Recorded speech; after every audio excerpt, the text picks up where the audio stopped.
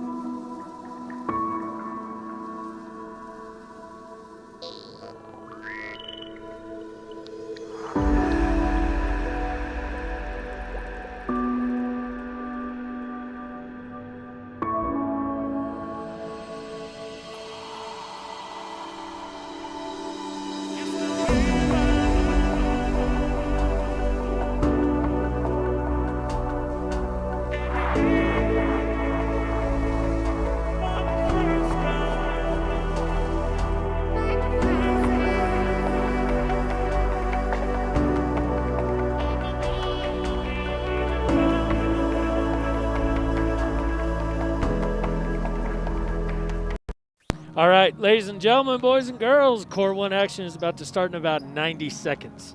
You've got 90 seconds to get your drinks, get your snacks, get set up on the TV, because we are going to go live in about 90 seconds.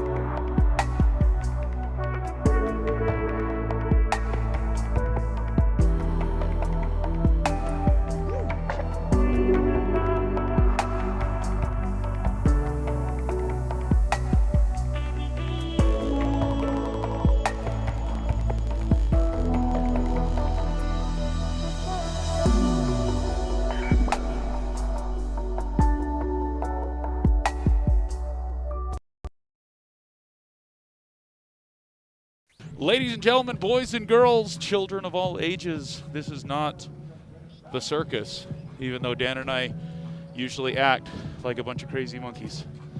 We're here for the JV basketball game. JV boys here on Court 1 action. Round Valley Elks hosting the Pima Roughriders. Hope you guys are ready for some action here. Coach is getting some last-second things figured out. We're getting the rosters pulled up right now. We'll be ready for some action. Dan, how you doing? You know, I'm doing all right. I'm not doing, well, I just noticed the scoreboards went dark. Oh, here they are. All right. No, you know, I'm doing okay. It's as quick as this basketball season's been, I got to tell you, the pace has been extraordinary. That is, yeah, it hasn't helped on sleep schedules, professional lives, everything else. But, you know, if you have like a gas card, I'm sure you're getting a lot of points that way, though. Oh, yes. Yeah, I've been getting a lot of points. But, you know, I'll tell you this. I know this sounds like a complaint. It's not. It's just my tired kicking in because, quite honestly, I'm glad the kids are playing, period. We got something. We got something. And honestly, that was our commitment. Let's Go Elks wanted to help bring as much of it as we could. It's been nice to see things change. But here we are. Alex, you ready to go? All right, we got Alex running the camera here on the JV game. Pima going to pick up the ball first. Number 4 kicks it to number 31 off to the center to 20. We're going to get a travel call. Again, consistently seeing the refs calling that travel call. Leland picking up the travel for the Roughriders. Round Valley will inbound. Starting lineup for the Round Valley Elks, we got Stockton Brown, number 0. We got Riker Marble, number 11. We got Mr. Poche at 14. We got Kyler Rominger at 15. And I'm going to say Howdy Bigelow. I know it's not his name. It's little Howdy Jr. Holden. Holden. It's Holden. It's H, and I know that's wrong. It's Holden Bigelow. Oh, man. So here we got. So we got first initial, last name for the Elks, and first name, last initial for the Roughriders. So we're going to be giving you names all over the place.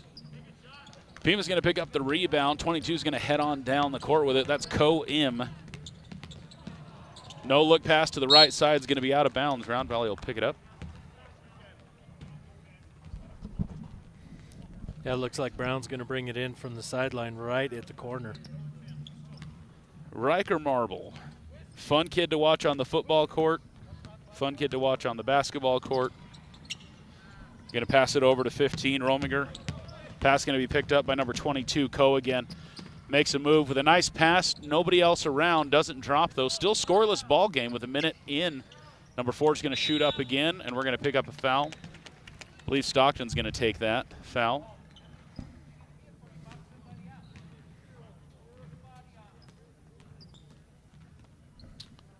That will be Stockton Brown's first foul, first team foul for the Elks. Number 4, Dallin Kay going to the line.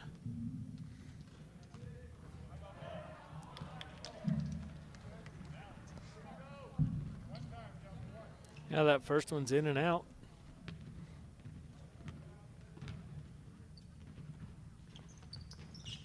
Second one's going to drop. Looked like it was a little short. Goes ahead and goes in.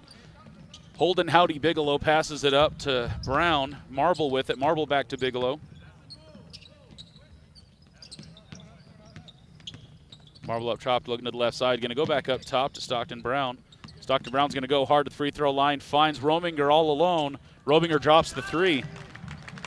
You know, that's a good play. You notice how the Rough Rider defense was all over on one side, and Rominger was just out there by himself. They were successfully able to suck everybody into the middle onto the side. Rominger all alone, just like that, actually. And copy-paste the other way. And it works for both teams. So did the coach just yell when they inbound, just do what they did? Yeah. Just do what the Elks just did, because we saw essentially the same play on the other side. So the Rough Riders answer now, score 3-4. Stockton Brown to the free throw line, finds Rominger. Travel call.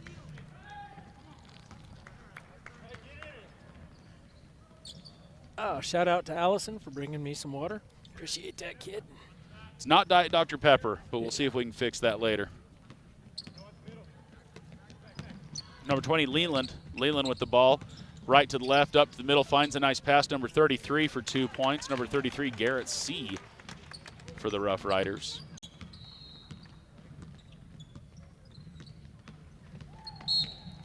Marble.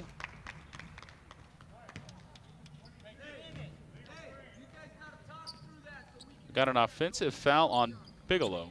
Yeah, that was a block. Remember we talked about against the Sholo game, in the Sholo game, you're seeing a lot more foul calls away from the ball. Yep. And that's what that was.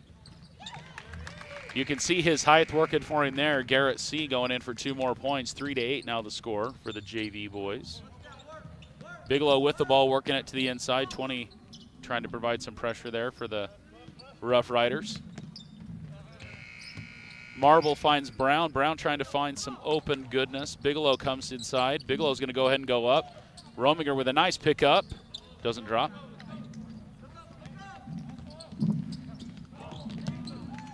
Stockton Brown sneaking in there to get the ball. He's got a 3-on-1 situation. He's going to slow it down and wait for his buddies.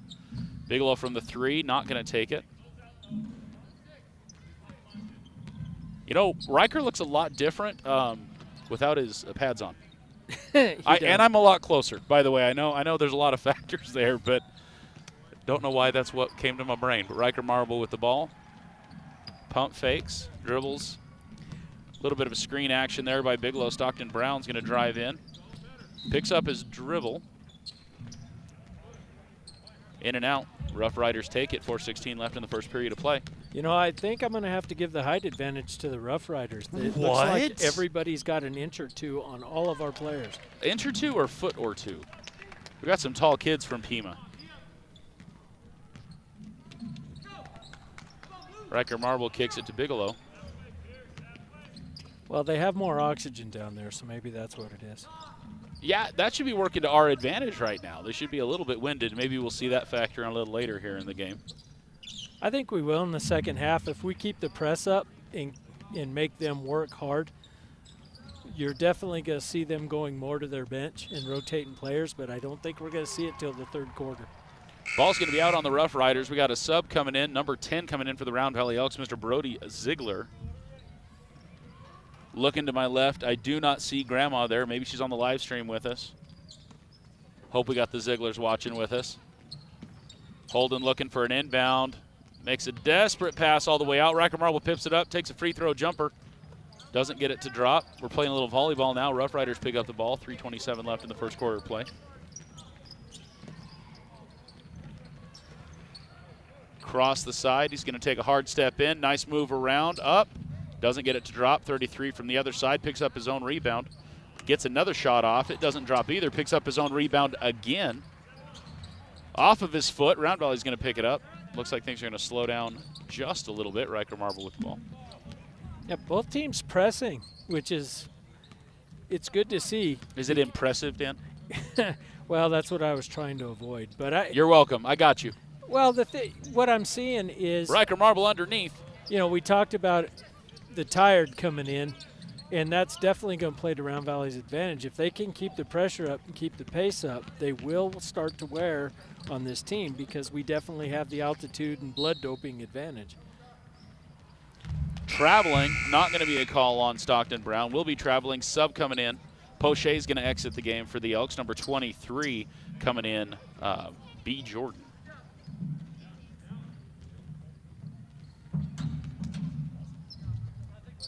Makes me think of a song from the 2000s, If You See Jordan, but this is B. Jordan. Marble with the ball. Stockton trying to set things up a little bit. Back to Stockton Brown. 2:22 left in the first quarter of play. Round Valley with a sub, waiting for a dead ball. Kicks it out to Bigelow from the 3 on the side. It's going to hit the rim. Hey, we got somebody in there giving their height advantage a run for their money a little bit there.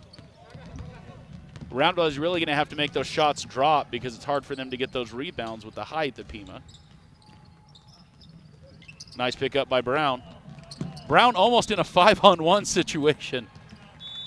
Brody Ziegler not able to get the pass. Rough Riders will pick it up as number 3, D. Walker, comes into the game. Yeah, it looks like the objective of Pima is to try to trap whoever's handling the ball. They literally had him encircled.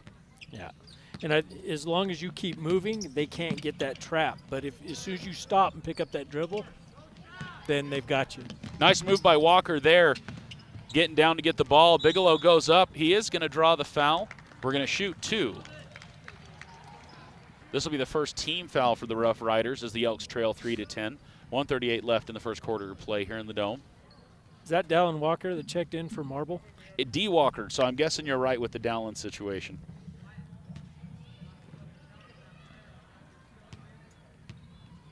Little Howdy going to the line. Sorry, that makes me chuckle every time I hear it. Could we call him Howdy Doody? Do you think he'd like that? Probably not. Probably not. Well, I couldn't. I saw H. Bigelow, and that's all I could get to come out of my head. So Holden with his second shot from the line gets it to drop. Round Valley now down by 6.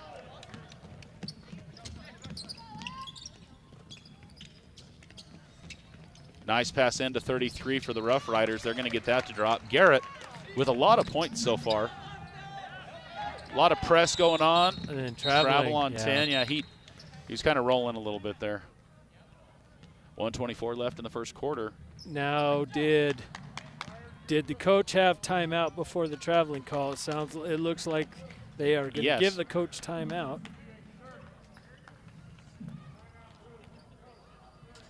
30-second timeout real quick when coach just trying to save possession there.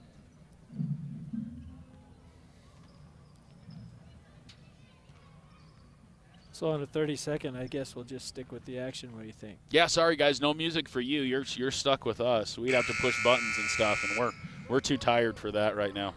We can't be bothered with buttons. Too tired to function. So once again, 6 games going on today as we understand the Round Valley Elks hosting the Pima Rough Riders. Tomorrow is senior night. We'll be right back at the action. 1 court starting at 3 p.m. as the Round Valley Elks host the Miami Vandals. We'll be right back here. We got Mr. Caspon joining us for the varsity game, so make sure you stick around for that and join us. And once again, as always, a huge thanks to our sponsor family. First half brought to you by our title sponsor today, Farmers Insurance, Mr. Troy Merrill, serving all of your insurance needs here in the Round Valley area and abroad. Now a 10-point ball game, 1:16 left. Alex getting a little fancy with the spices on the camera there.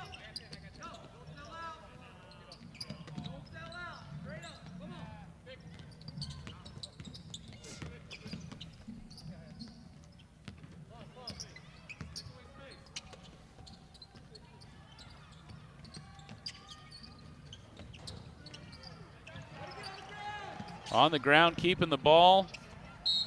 I believe this is going to be our first jump ball of the game so far, almost done with the first quarter of play. Rough Riders won the jump, so Round Valley is going to get the ball with 47-7 left.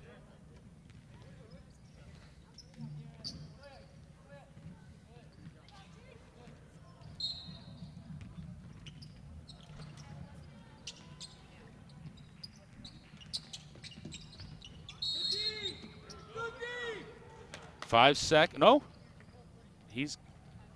5 seconds against Round Valley. I thought he was giving possession to Round Valley, and I wasn't sure what was going on there. All right, 47-7 left in the quarter. Rough Riders bringing it down. You don't see that a lot, but you got to give credit to the Rough Riders for their defense on that last play.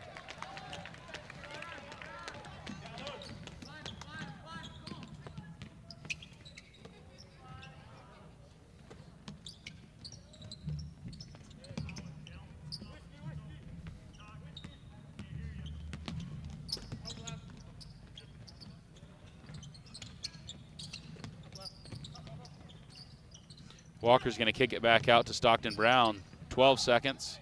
Stockton gets it back, a little bit of a give-and-go action. Howdy steps back for the three, doesn't take it. We got 5 seconds on the clock, see what Round Valley decides to do. I thought Bigelow was going to get that. He doesn't. Rough Riders with a full court shot. And just a bit outside. I mean, it looked good from where I was sitting, and then not quite. I would have been excited. I probably would have yelled and screamed a little bit. So, guys, we got 60 seconds between quarters. We'll be right back. You're watching Let's Go Elks coverage of some basketball goodness here in the Dome on Court 1. Make sure you check out Court 2. They're just done with their quarter 2 as the JV girls are up 20-11.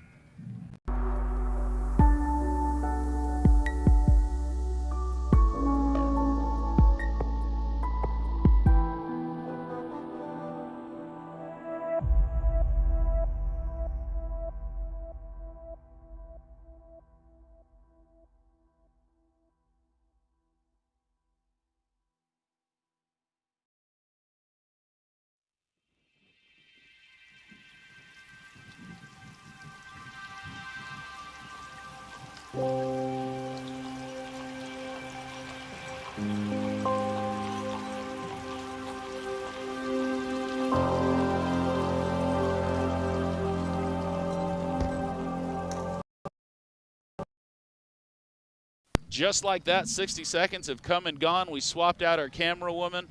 We're going to give a little new try action here with a little bit of assistance from Mr. Dan Muth. All right, here we go. 8 more minutes on the clock. Round Valley Elks trailing by 12 here on the JV boys court. Court 1 action here today.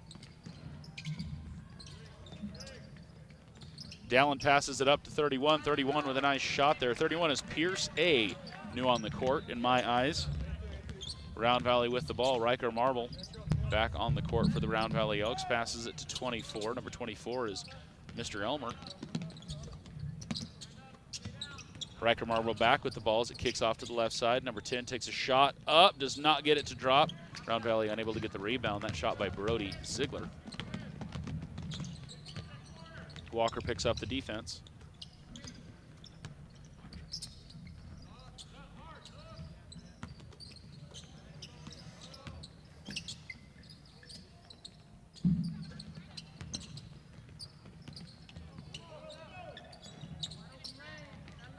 Rough Riders unable to get the shot to drop. Riker Marble with the ball now. Around the back, bringing it down, trying to push things just a little bit.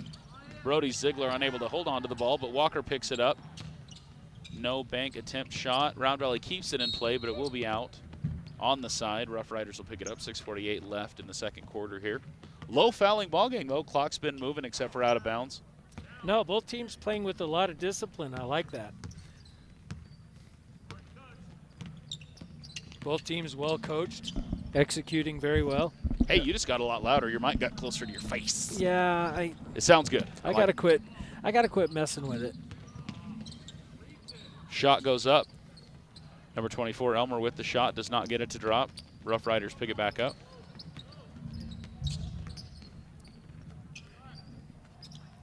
Kicks it around to number 12. Number 12 takes it in. I thought, so to me, Dan, that was one of those one too many pass situations. I think he was just in as good of a position to take the shot as the person he was trying to pass it to. Rough Riders turn over the ball. You know, we've seen that a little bit on both teams Yep. in this game so far. Holden was set up for several three-point shots, didn't take them and opted to pass, and then we ended up either not making the succeeding shot or turning it over. And I don't understand why we're not taking those shots when they give them to us. That could be a perspective situation from where we're sitting. They could be a lot taller and up in his face. He may be like, there's no shot there. This is true. Traveling is going to be called on the Round Valley Elks. Rough Riders are going to pick it up with 6:01 with a substitute. We got number 33 back in the action. We got Garrett C. back in the game for the Rough Riders.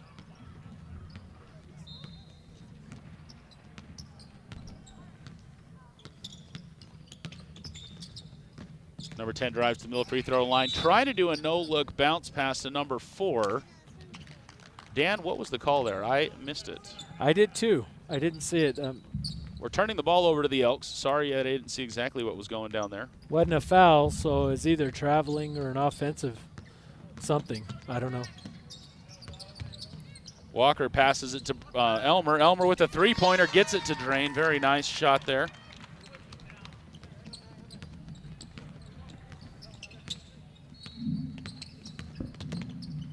I guess they didn't want to talk to me. I got a call and they hung up. I was going to bring him on the air.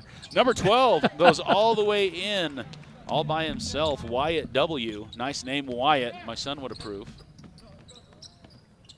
23 kicks it to Ziegler. We're going to shoot 2.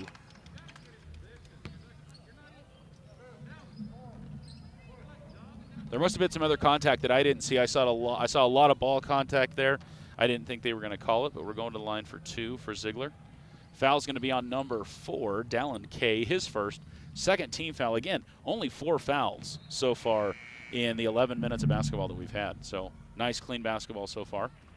Ziegler gets the first one to drop, making it a 13-point ball game.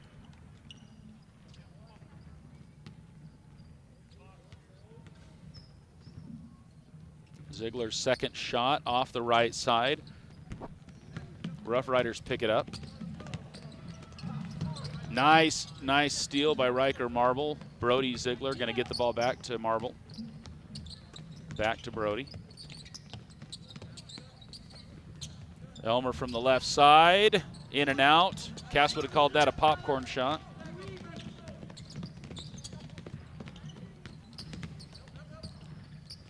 Those are some big steps, Dan. Big steps. Those are NBA steps right there. He covered, I don't even know. Like, I was waiting for the travel call. Those were just some big steps and a lot of distance. Round Valley with the ball now. Walker passes it to Marble. Marble from the free throw on a jumper. Gets it to drop. Now a 12-point ball game. 4.5 minutes left in the second period. When Cass gets here, I want to ask him about that European step. He mentioned that several times in a the Euro step? Yeah, the Euro, that's it, Euro step. And is that like a 3 or 4 step into the basket? Or? No, it's just the way that you see it. The first step looks super goofy. So we're going to get a basket and it's going to count. I'll see if I can pull up a video for you because you'll know it when you see it. Like the Euro step to me just looks super goofy. Oh, okay. Well, yeah, not being a basketball guy, I would have no idea. I've literally watched more basketball this high school season than I have in a very, very long time. Riker Marble coming out of the game. If I'm not mistaken, that's number 5 in the game for the Elks. That's going to be Cutter Williams? Question mark? C. Williams. Should be Cutter. Ball doesn't drop on the and one. No, I don't think that's Cutter. See, that's why I questioned it.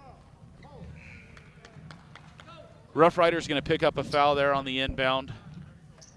Because if that was Cutter, he'd be wearing some headgear and on a mat. That's why you heard the doubt in my voice as I was saying it. So we got Williams on the court. Elmer's going to hang on to it. Elmer with that step. Gets it to 24. Elmer back with it. Gets it to Walker. Back to Elmer. Elmer's going to shoot the 3.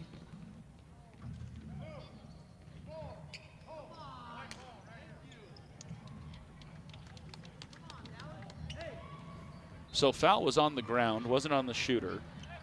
No, it was underneath on the basket. It was the 2 guys fighting for position for the rebound. I was almost waiting for a 3 in the key or something. I was wondering what that call was going to be. Yeah. That's going to be the second penalty or second foul for Dallin K. I apologize, 4th team foul for the Rough Riders.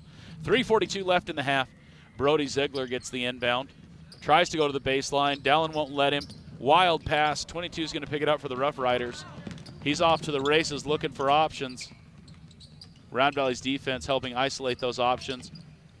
I thought 10 would take that shot. Did not take the shot. Travel. Yeah, I thought he had the space. I would have probably taken that shot from the free throw line right there. Yeah, again, these guys are shooting very conservatively, which is not a bad thing, but it doesn't lend to opening up the offense or keeping the defense honest when you do that. Right. Rough Riders have that advantage right now with 14 points more on the board. You see Elmer in the game for the Round Valley Elks taking a lot of threes. I think that's some strategy there by the Elks. Another travel call. Traveling on Williams. I believe that's Kaysen Williams. Is it Kaysen? I was just going to start calling him not Cutter. You know what? Somebody let us know in the chat. We'd love to know what that young man's name is. We got Williams. We know it's Williams. We just don't know what the C stands for. 2 coming in for the Elks. We got Rominger coming in, and we also have Poche. That's Poche, 14. Pouzis, Poche. Oh my goodness. Dan, you're doing great. It's okay. I'm going to go get you Dr. Pepper. It's going to be okay. Game 1. Here we go. I'm going to forget, though, and you're going to be mad at me. 20 from the free throw line with a jumper off the left side. Round Valley picks it up. Walker bringing it down with 2:50 left in the half. The Elks trailing by 14. Rominger to Walker. Walker to Elmer. Elmer way at the top. Williams with it. Williams trying. Oh, yeah. Elmer saves it, gets it back to Walker. Poche back to Walker. Walker takes a step, does take the shot. Very nice. You got to shoot. You got to shoot to make baskets. Nice shot by Walker. Now a 12-point deficit for the Round Valley Elks. 2:18 left in the half. Nobody else but 12 around. He's going to get shot number 2. Doesn't get it. Round Valley will pick it up. Poche, I think, helps offset the height of the Rough Riders a little bit. It gets us a taller man under the basket there. Yeah, he does. And, you know, going into halftime with a deficit is not necessarily a bad thing because there's still a lot of basketball left, and I think altitude will play a factor in the second half. I think Round Valley just has to keep playing hard and keep the pressure up because if you've noticed, there hasn't been but, 2 substitutions for the Rough Riders the entire half. And I think what we're going to see is that's going to increase considerably by the time we get to the end of the third quarter. That could be strategy by the Rough Riders, too, saving a lot of players for the second half, knowing that stamina is going to become a problem. Poche with the rebound.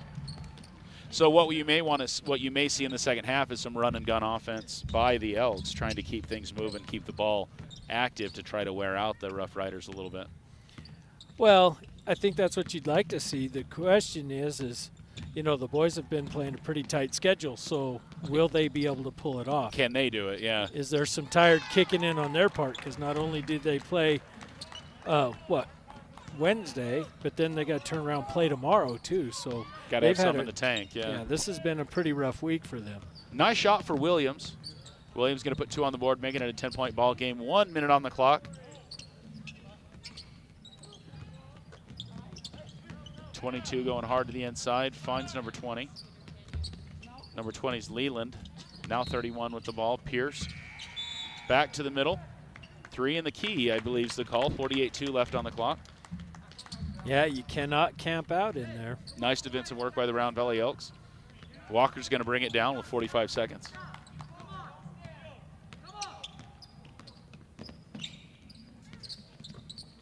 Elmer back with the ball. Elmer to Walker. Walker gets it over to Williams. No look pass there to Elmer. Elmer does pick it up. Gonna take a shot with a lot of pressure there. Poche trying to get to it. We're gonna give the ball to the Rough Riders. 22-1 left in the half. Coach pointing at the clock, letting the Rough Riders know what we got left.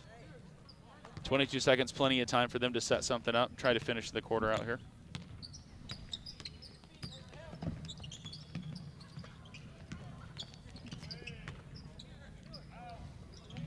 Taking the shot with 8 seconds left on the clock, does not drop. Elmer gets it. Round Valley with an opportunity if they hurry for a 3-pointer here. Walker with the shot, it's up. It's going to be a little bit short, unfortunately. Rominger with that shot attempt. Guys, we're going to go into the first halftime of the day here in the Dome for us, with Round Valley trailing by 10. Your JV boys with a deficit as they go to the locker room. We'll be back in about 10 minutes. You're watching Let's Go Elks. Don't forget to check out that Court 2 action where the JV girls are up by 14 points with 2:24 left in their second period. Thanks for joining us.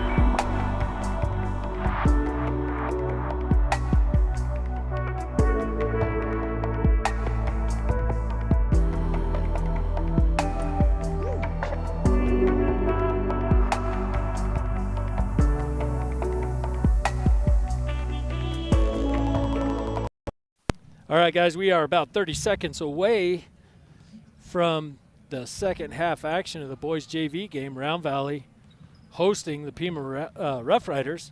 Again, this is Court 1 JV boys action. Oh, looks like, well, they took the 30 seconds off the clock. They're getting ready, so we're going to go ahead and fire things up here. Boys are taking the court now.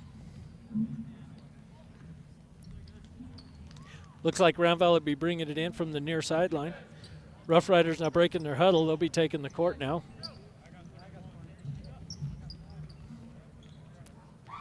Roughriders are on top of Round Valley right now, 24-14. So Brown brings it into Marble. Marble goes over to the left side. They're trying to work that left side.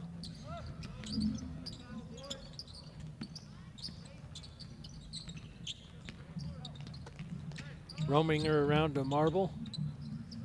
Now to Brown. To Bigelow. Back to Marble. Marble's at the top of the key. He's going to go out to Brown. Brown's going to attack from the right side. He goes up. It's in and out. Roughriders with the rebound. They're going to bring it down. Long pass to the basket. Roughriders put it up for two, and they'll get it.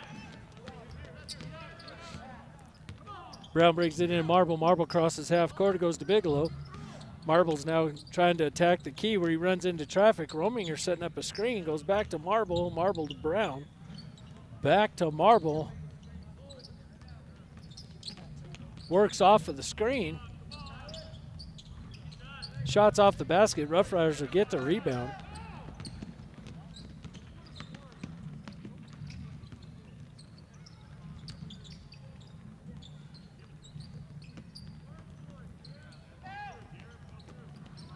Roughriders now trying to find a hole in the Round Valley defense.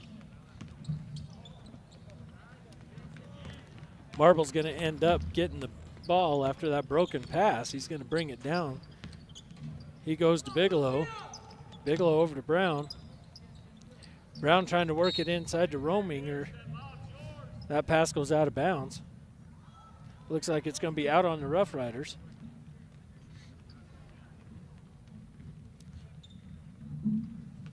So Brown's going to bring it in from the baseline. Brown tries to go to Marble. Pass is broken up, but Marble comes down with it. He goes to Poche. Poche goes up for two, and he'll get it. Roughriders now bringing it down the court. They'll cross half court where they're met by Round Valley's defense. Height advantage definitely going to the Roughriders right now. So Bigelow and Marble will work it down the court. Marble will go to Brown. Round Valley trying to set up their play. Brown to Marble. Marble back out to Brown. Brown over to Bigelow. Bigelow goes up. He's gonna get called for traveling before he could get the shot off.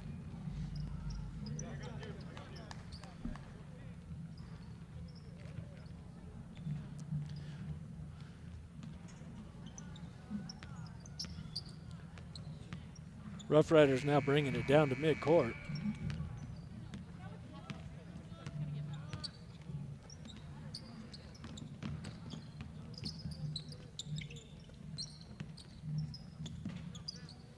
Roughriders goes up with a three. It's no good.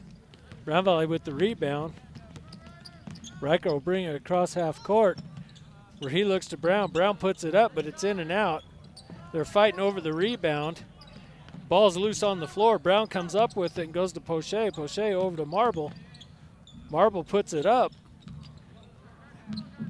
but the Roughriders will get the rebound. Roughriders work it across the floor. They're now at the top of the key trying to find a way in on Round Valley's defense. Oh, and there'll be a traveling call on the Roughriders.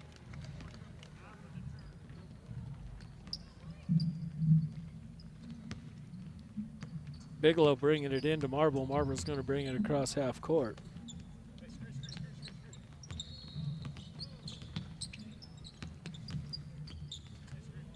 Bigelow now with the ball working around the top of the key.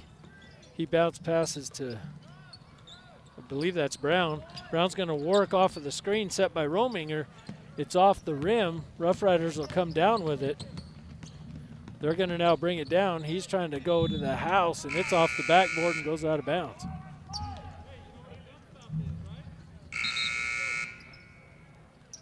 Looks like Ziegler and Jordan are going to check in for Rominger and Poche.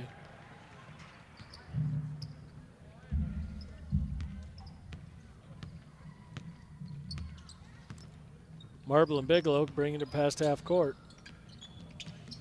Bigelow going around to the left side. Jordan to Ziegler, and it's good. Round Valley down by 10, 28-18. And there'll be a timeout called by Pima.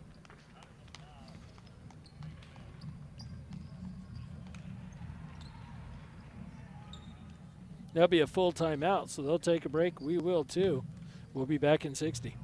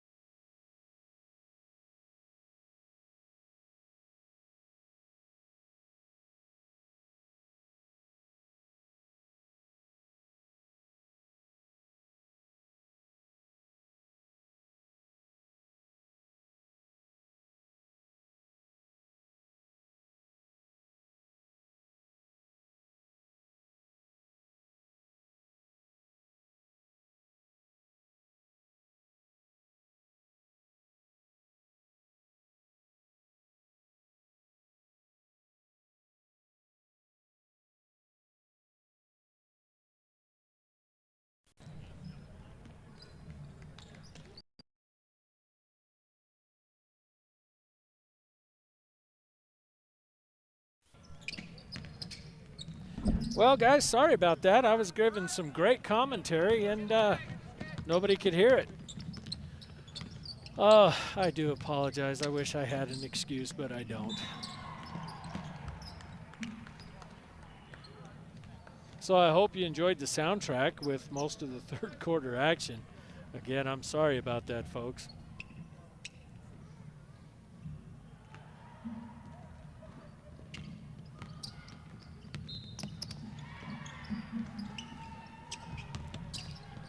So now Pima's working it in again.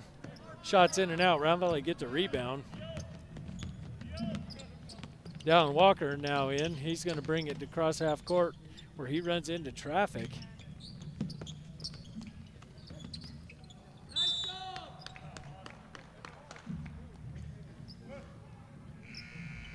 Pass to Jordan while he was trying to set a screen. Now it's a little unorthodox, but here, I'm going to pull my mask down so I can talk.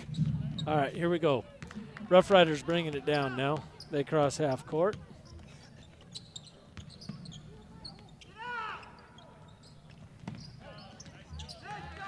Pima working it inside. They'll come down with another two. Pima up by 18 now, 36-18. Round Valley going up with a shot, and it's going to be in and out. Pima now with the rebound.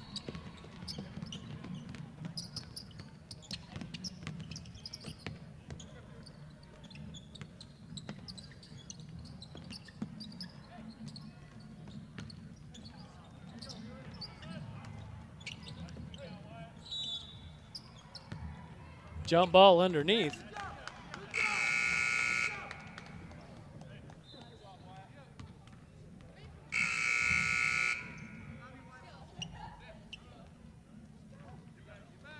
On the jump ball, Round Valley get possession.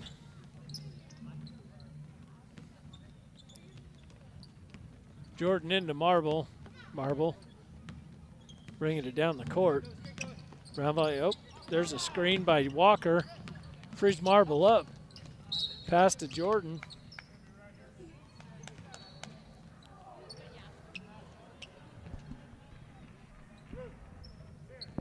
Be a foul on Pima. See if I can get a number. Be number 10 with his first personal, second team foul for Pima. Broken pass is going to go to the Rough Riders. They're going to bring it down. They're setting up their play inside. And a jump ball's called.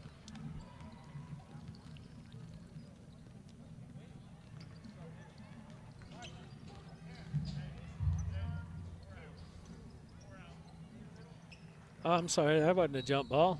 It was a foul, so now that'll send Pima to the line. Shooting. He'll be shooting two. Signal from the official. First one's in and out.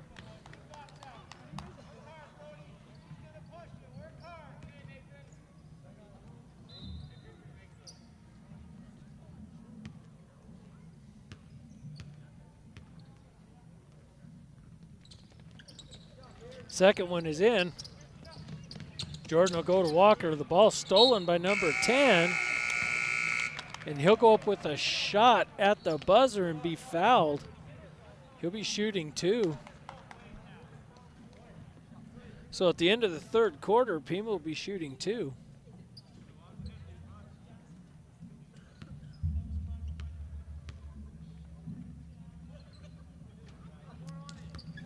First one's off the rim.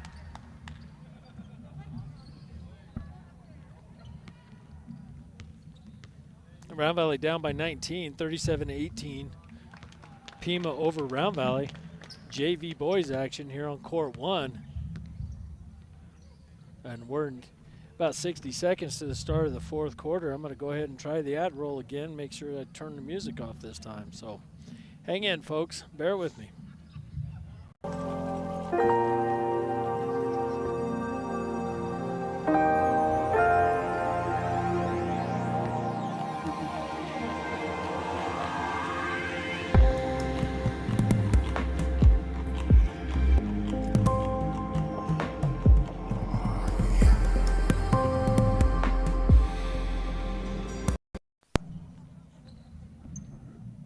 right, we're going to get started with the fourth quarter in just a second. Coach Mortensen lining the boys out. They're in their huddle, so now their huddle's broken. The boys are now taking the court. Looks like the Rough Riders will be bringing it in from half court on the near sideline.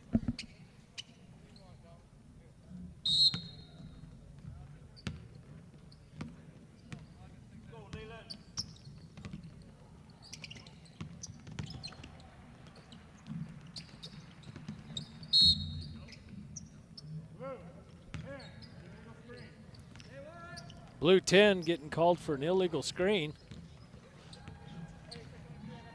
It's now Marble to Walker. Walker back to Marble.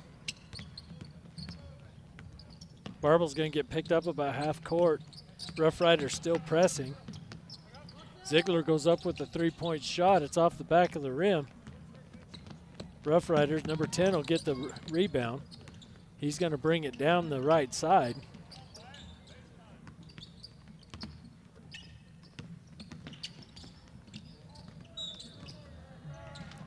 Rough Riders will step out of bounds on their baseline, so Round Valley will get the ball.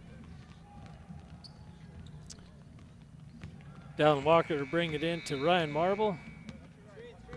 Or Riker Marble, sorry. Coach Marble not in the game right now. He's coaching it. Elmer goes up for a shot. It's in and out. Rebounded by the Rough Riders. They're going to go with the long pass down the court. And there'll be a traveling call on that jump stop.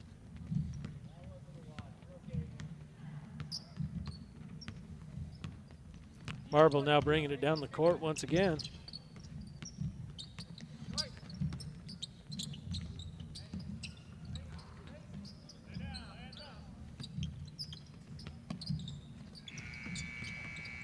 Riker's going to work it around. He's going to go up. It's short. Rough Riders will have the ball. They're going to go for the long pass.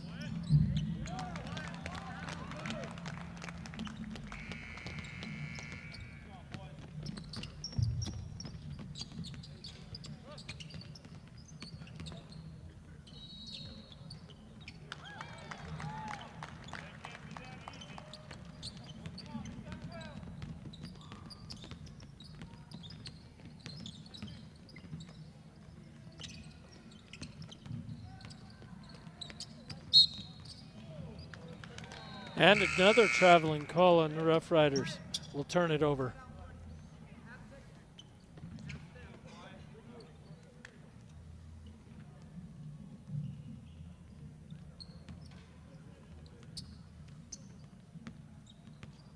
Six minutes left in the fourth quarter. Round Valley down by 20. Rough Riders up 40-20 over Round Valley.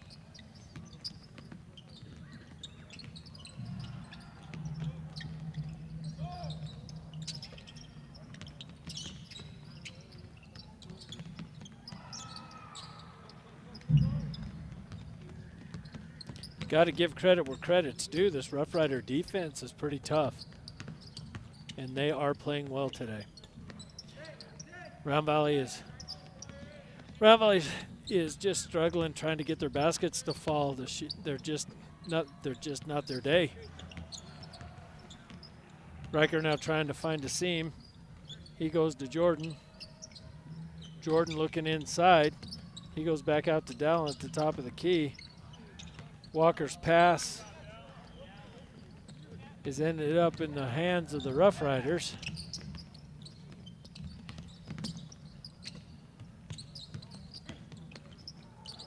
Rough Riders working inside, and he'll get the two.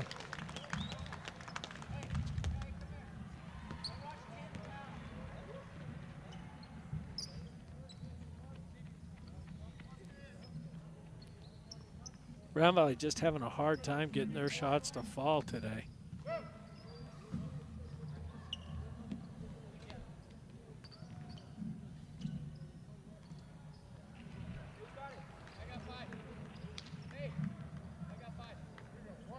Williams now checking in for Marble. Rough Riders will be shooting. The missed free throw. Round Valley will get it and bring it down. That'll be Walker working it around to Bigelow. Bigelow to Williams. Walker goes up for a shot and it's blocked by number 31.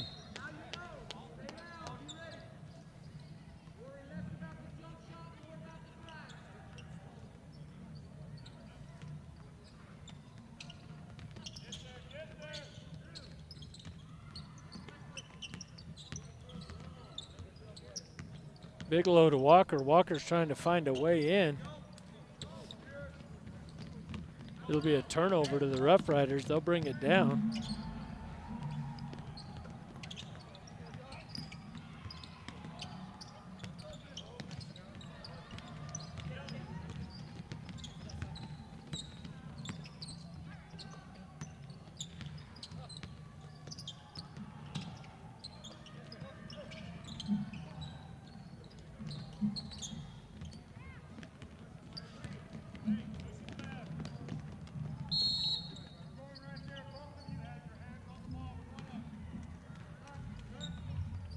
Jump ball called.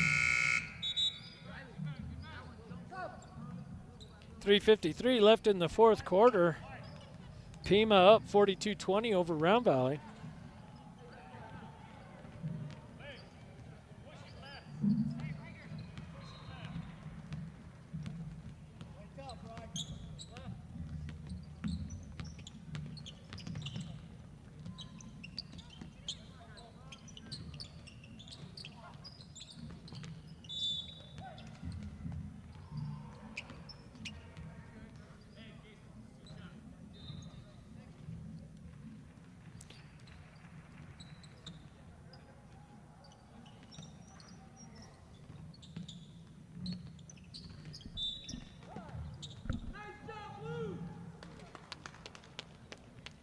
No shot. Looks like we took too long. Oh, so the ball will turn over on 5 seconds.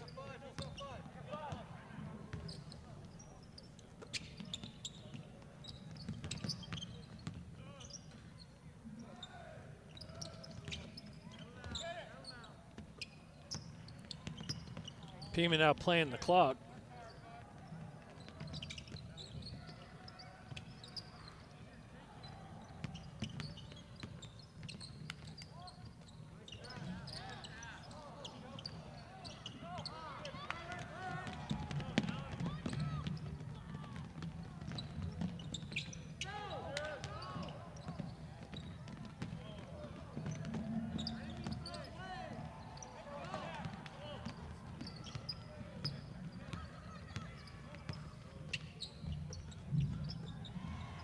Bigelow up for three.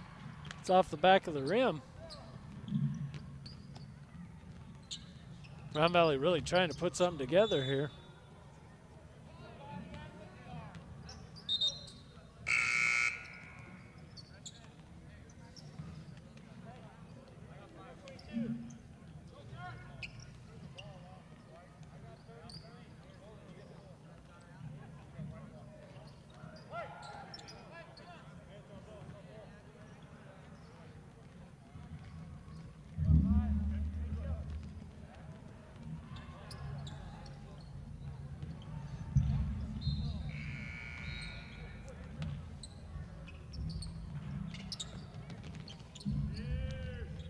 Bigelow working it inside to Poche, but nothing's there. Rough Riders with the rebound. They're going to go all the way down the court. Shots up, but no good. Round Valley gets the rebound, but it'll be a jump ball.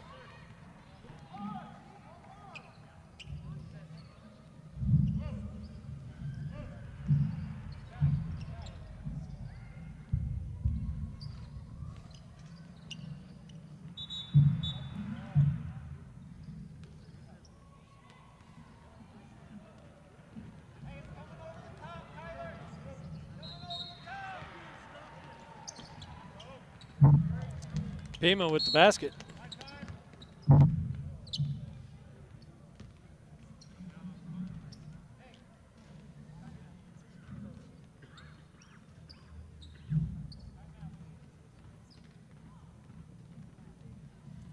Official timeout. Looks like we have a Rough Rider shaking up a little bit.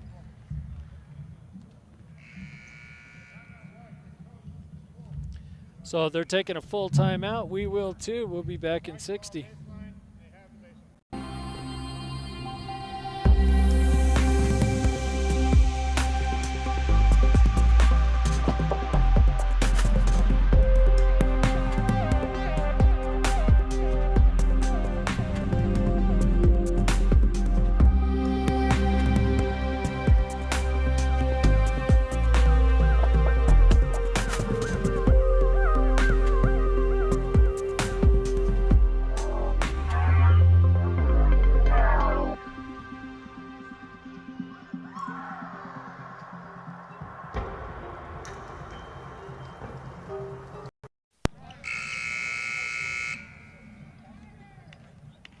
And we're back.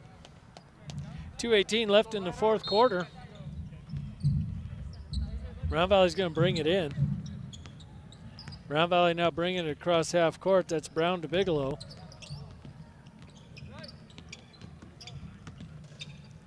Bigelow working it around to Rominger. Rominger to Poche.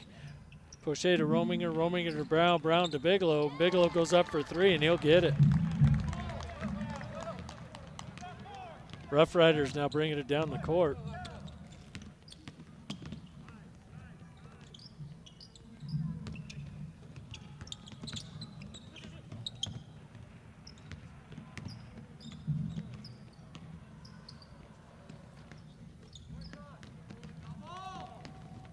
Round Valley with the rebound. They're going to go coast to coast, but the shot's no good. Round Valley again with the rebound. Passes out to Poche. He goes up. It's no good. Now there's a fight underneath. The ball comes out to Brown. Brown goes up, and his shot is blocked, but he'll get his own rebound. Bigelow now working it around to Williams. Williams puts it up. It's no good, and this time the Rough Riders get the rebound. Rough Riders now working the defense a little bit. That ball's in and out. A little bit of a push, but no call. Rough Riders fighting for their own rebound. They got a bunch of people reaching in. Finally, the foul's called. Rominger will get the holding call.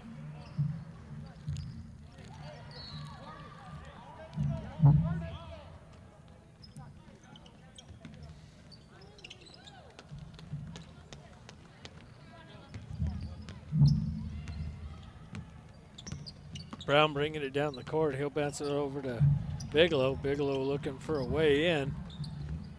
He dribbles into traffic, and he'll draw the foul on the shot. 34 seconds left in the fourth. Rough Riders 46-23 over Round Valley.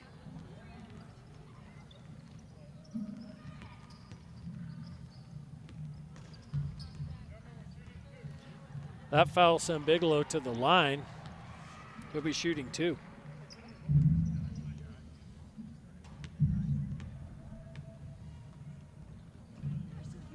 First shot is up, and it's good.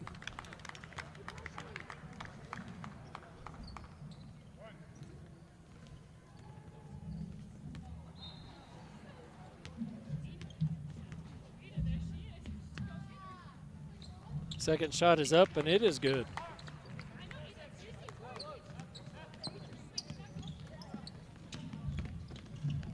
Rough Riders going to take it down the court. They'll go up.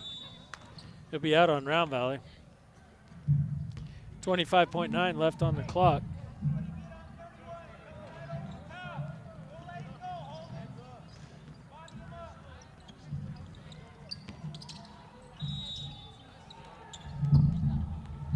Foul call on the shot will send the Rough Riders to the line for two.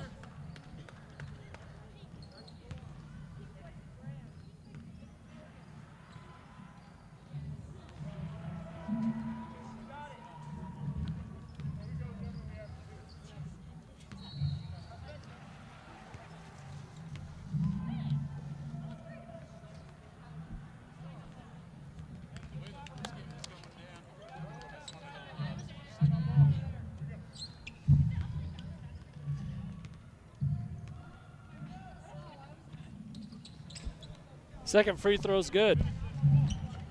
You know what also is good? That we got Dan some Diet Dr. Pepper, so we'll see if we can pep things up a little bit on the live stream here. Well, you know, I managed to talk a lot during the third quarter, and nobody could hear me. I'm sure you were waxing eloquent, just like during our timeouts when you turn on the music, you'd make really profound statements about the play, and then I'd be like, why are we not talking about this to people that can hear it? Yeah, I know. It's horrible.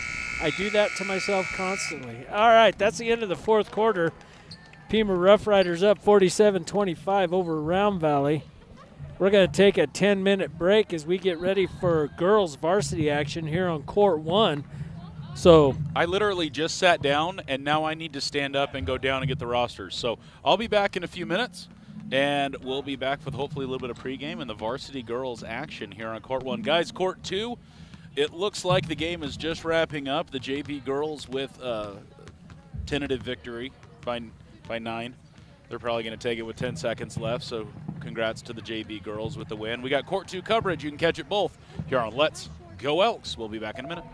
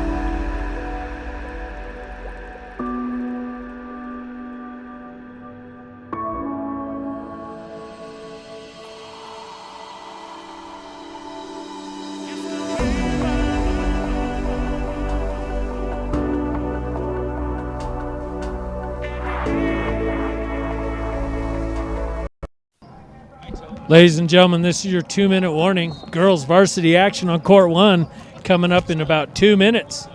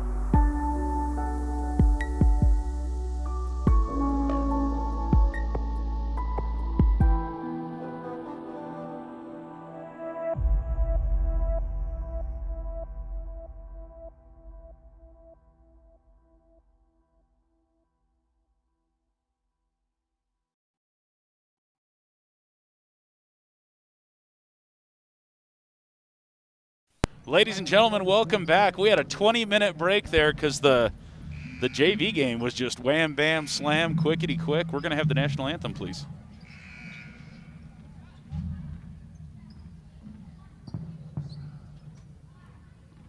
Please welcome Grammy Award-winning MCA Universal Recording Artist, Reba McEntire. Unfortunately, Reba McEntire not with us this evening.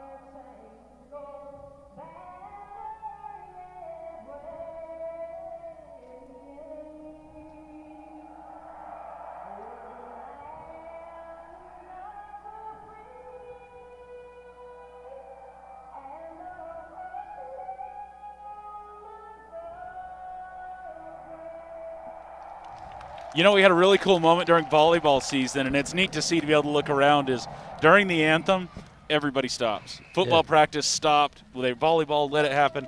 And you feel for court two, because court two is in the middle of a game, and the refs are like, shut her down. We need you for a minute and a half. So always cool to see people paying respect to the country there. Well, and that's one of the great things about America is having, that patriotism where everyone just knows that we definitely stand and salute our flag. Guys, guess what? We got Mr. Cass Pond back in the house with us today. Yeah, sorry I was out for a couple days, had some things, and I wasn't able to make it. But I appreciate the opportunity to be here and to share some of my knowledge and just enjoy watching the game. Right on. We're glad to have you back. People had to suffer through without you, and I had to try to run that book, I'll tell you right now. I did good for the girls' game, but then the boys' game was slight dumpster fire. Please don't ever look at that page, one page back. It looks like they've got the starting lineup. You got Sherwood, number 10 Sherwood, number 11 Sherwood, number 12 Grant. Looks like number 22 Ariso, and number 24, Clarkson. For Pima and for the Lady Elks, we have number 1, Bevel, number 11, Haas, number 22, Mortensen, number 23, Logan, and number 24, Young. 22, that's all red for the Rough Riders, I believe. Is that all red? Sorry, my chicken scratch. I think that's 2 L's there together, all red. Sorry. It's all right.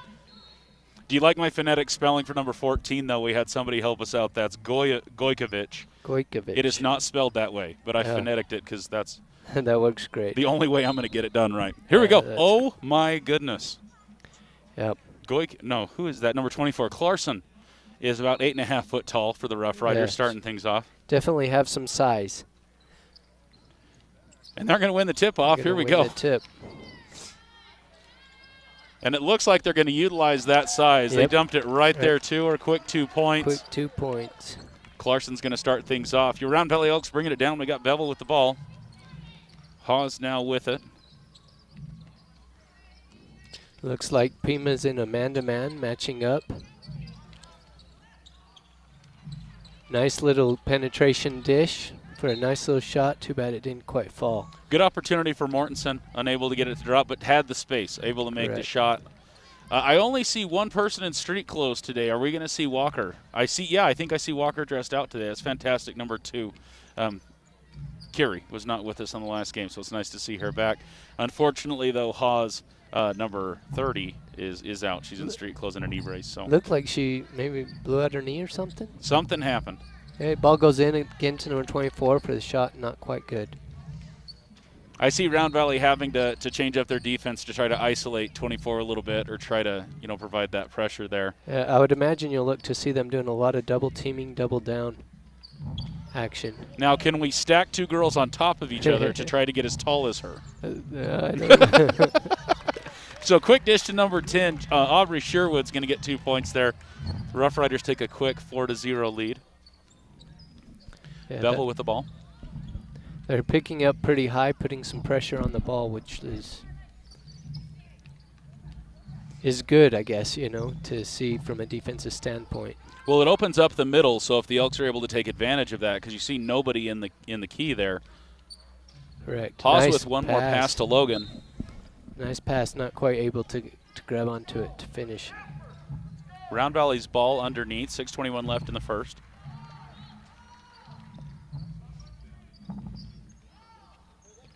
He's got this little inbound play. Hope. Mortensen unable to connect with the ball there. Lost the ball out of bounds. Unforced turnovers. Those are things that you can't quite afford, especially in a game like this where we have the number 1 and number 3 team playing against each other. Exciting stuff, guys, as we get close to the playoffs. Playoffs will be the 9th through the 11th for the first round. Talking to Coach Teisling, she said their first game would likely be on the 10th of March. So 22 with a shot just inside the three-pointer. Doesn't quite hit rim, goes out of bounds, round by ball. So once we know what the seeding is and once we know what we'll be playing, we'll let you know. With playoffs, it's going to be a little bit different, so we'll let you know once we have some more information there. Hawes tries to get it to Logan in the middle. Again, missed opportunity, but off the Rough Riders, so Round Valley's going to bring it underneath. Right. Yeah, I think that next Friday is actually the play-in game. So those teams that are ranked 9 through 24 will have a play-in game on next Friday the 5th, and then it'll go to the actual tournament the following week. I don't know if I always just missed that, but when we had a play-in game this last season for football, it felt like it was a new thing to me. I'm like, what is this? But it may have just been the terminology that I was foreign to. Yeah. Again, 24 getting the dish. Oh, nice defense. Jump ball. Yeah, Carly Haas comes over and gets a jump ball. So you see the double team. There were 2 Lady Elks on number 24 there, so Clarkson with the pressure. Correct. And what you'll see a lot of times is one person behind and the other person coming from in front. And so it helps to eliminate getting the ball inside. Logan penetrates to the inside on the left. Mortensen, nice rebound there for the Elks' first 2 points. Now 2-4 ball game, 5:17 left in the first. Yeah, that was a nice offensive putback right back in. She was in position. Good penetration by Logan to get to the basket. You know something that was really nice to see? Mortensen getting the rebound. Round Valley with it with pressure, though. Rough Riders recover there. Oh. She's going to draw a foul. Looked like you're going to be 23 Logan. Logan's first. That's the first of the game. Yep. In the last game, there weren't a lot of fouls, period. Here I go start talking about fouls, and we have a shooting foul. But in the JV boys game, total fouls, Dan, there wasn't a ton, right? We never went into bonus anywhere. It was a quick game. No, fourth quarter, the Round Valley got into 6, and Pima held at 4. But that was as bad as it got for the entire game. Yeah, low penalties, lots of movement on the ball, and so hopefully we see that again here in the varsity game. Second one's good. 2-5 the score right now, 5 on the clock in the first quarter of play here. Second to last home game for the Round Valley Elks in the regular season. Tomorrow we host the Vandals for senior night. Games starting at 3 p.m. One court action here on Let's Go Elks. Hawes working her way around, takes the jumper. It's going to drop. Up and 2. That was a nice little penetration turnaround jump shot. A lot of pressure on the shot, too. It was nice to see her be able to follow through with that. Yep. 10-24. Almost looked like a give-and-go situation, but it doesn't. She kicks it back out. Yeah, and you'll see that it looks as though their offense, they're using that 24 Charleston out a lot to get the ball to her, to do back cuts, also to have her step out and give the on-ball screens outside. So that's good work with a post.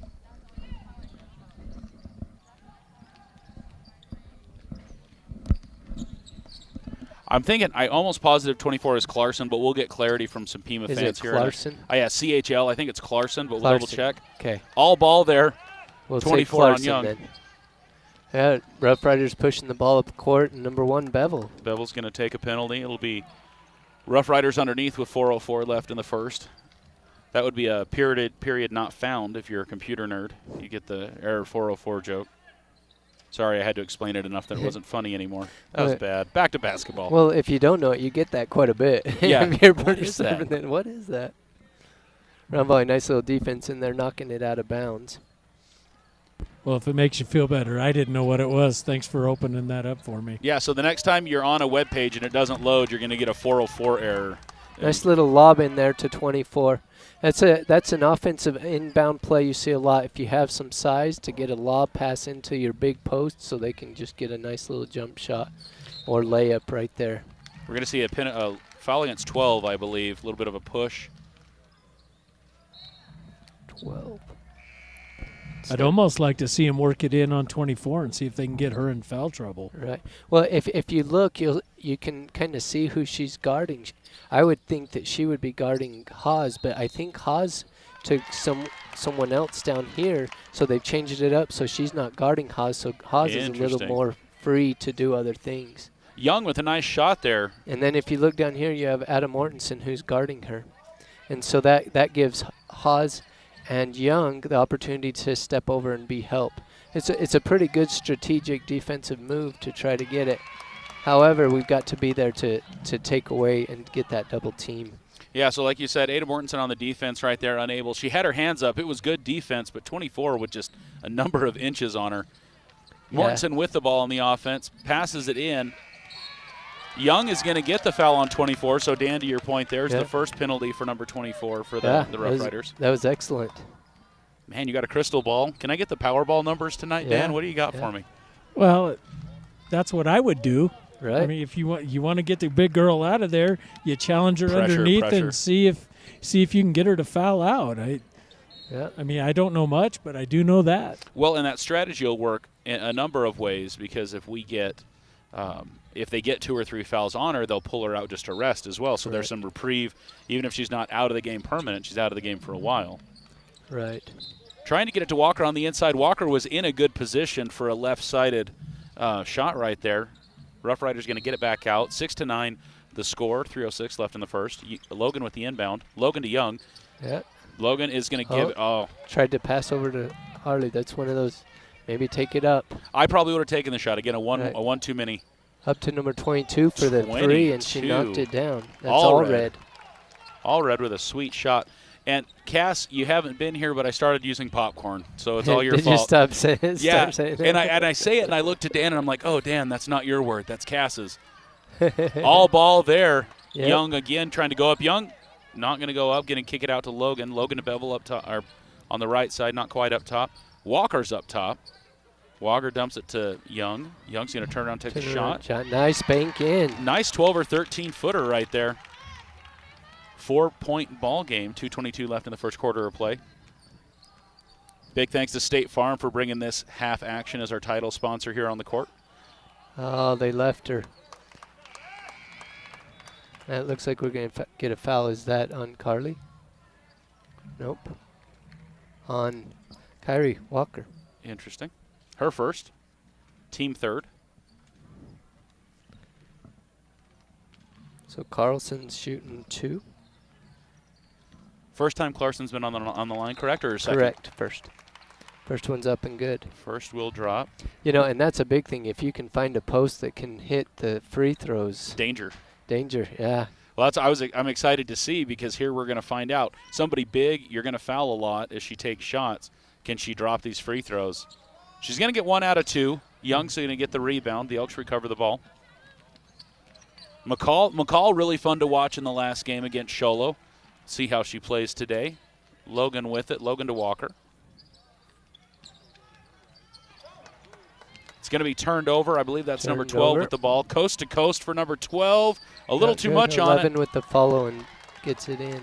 Ashley Sherwood, though, with a nice offensive follow-up there, going to get 2 points. Now a 7-point ball game.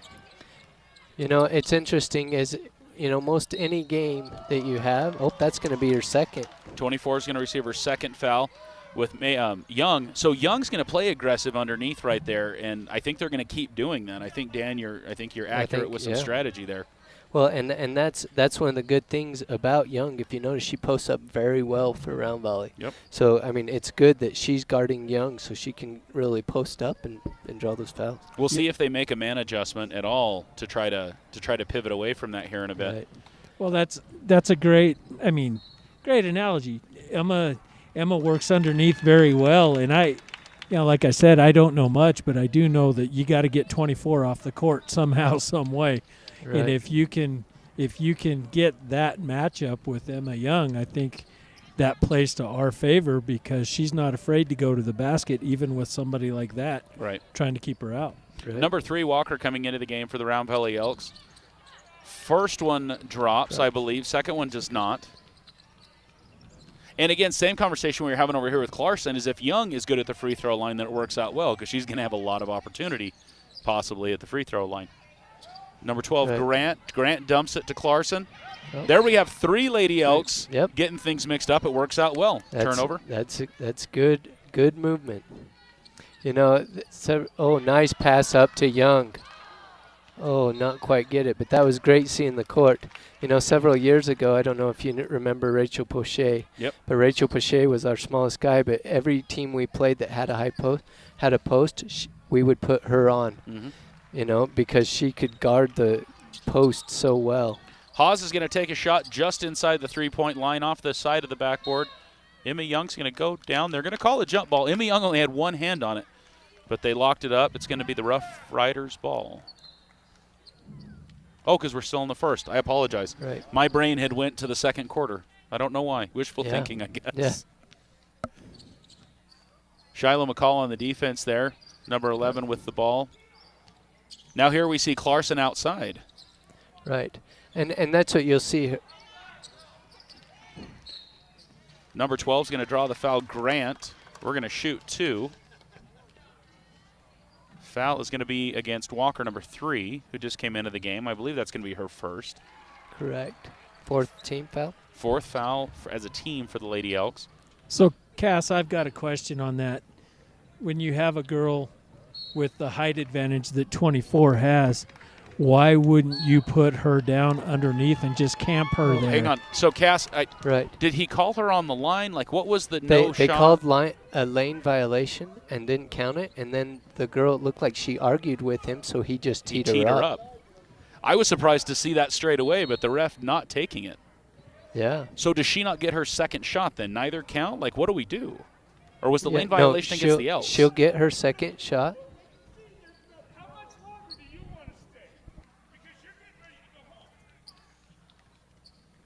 Oh, he takes his mask off in defiance. That is the 2021 move if I've ever heard or if I've ever seen before.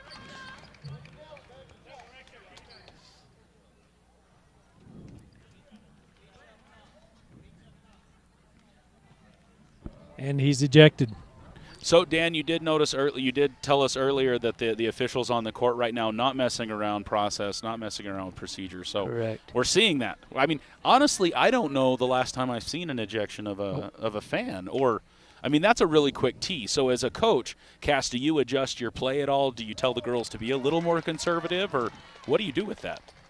With the tee? Yeah, Like, just to notice the ref isn't messing around today. Just mind your P's and Q's. What do you do with they that? They pretty much know. I mean, that sends the message to everyone. They know what to do. You don't have to say a whole lot. But I mean, as a coach, you pull them in and just say, "Okay, play smart," right? The refs are calling. They're calling things tight, so just play smart. And you can't say anything like that. Haas is going to drive the right side. I think we're going to have a traveling call. We do. We do.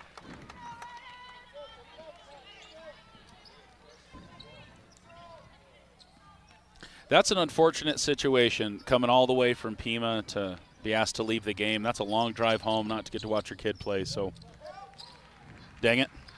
Well, guys, I'm going to tell you, the official Grant will sit Sherwood. and they'll listen to criticism.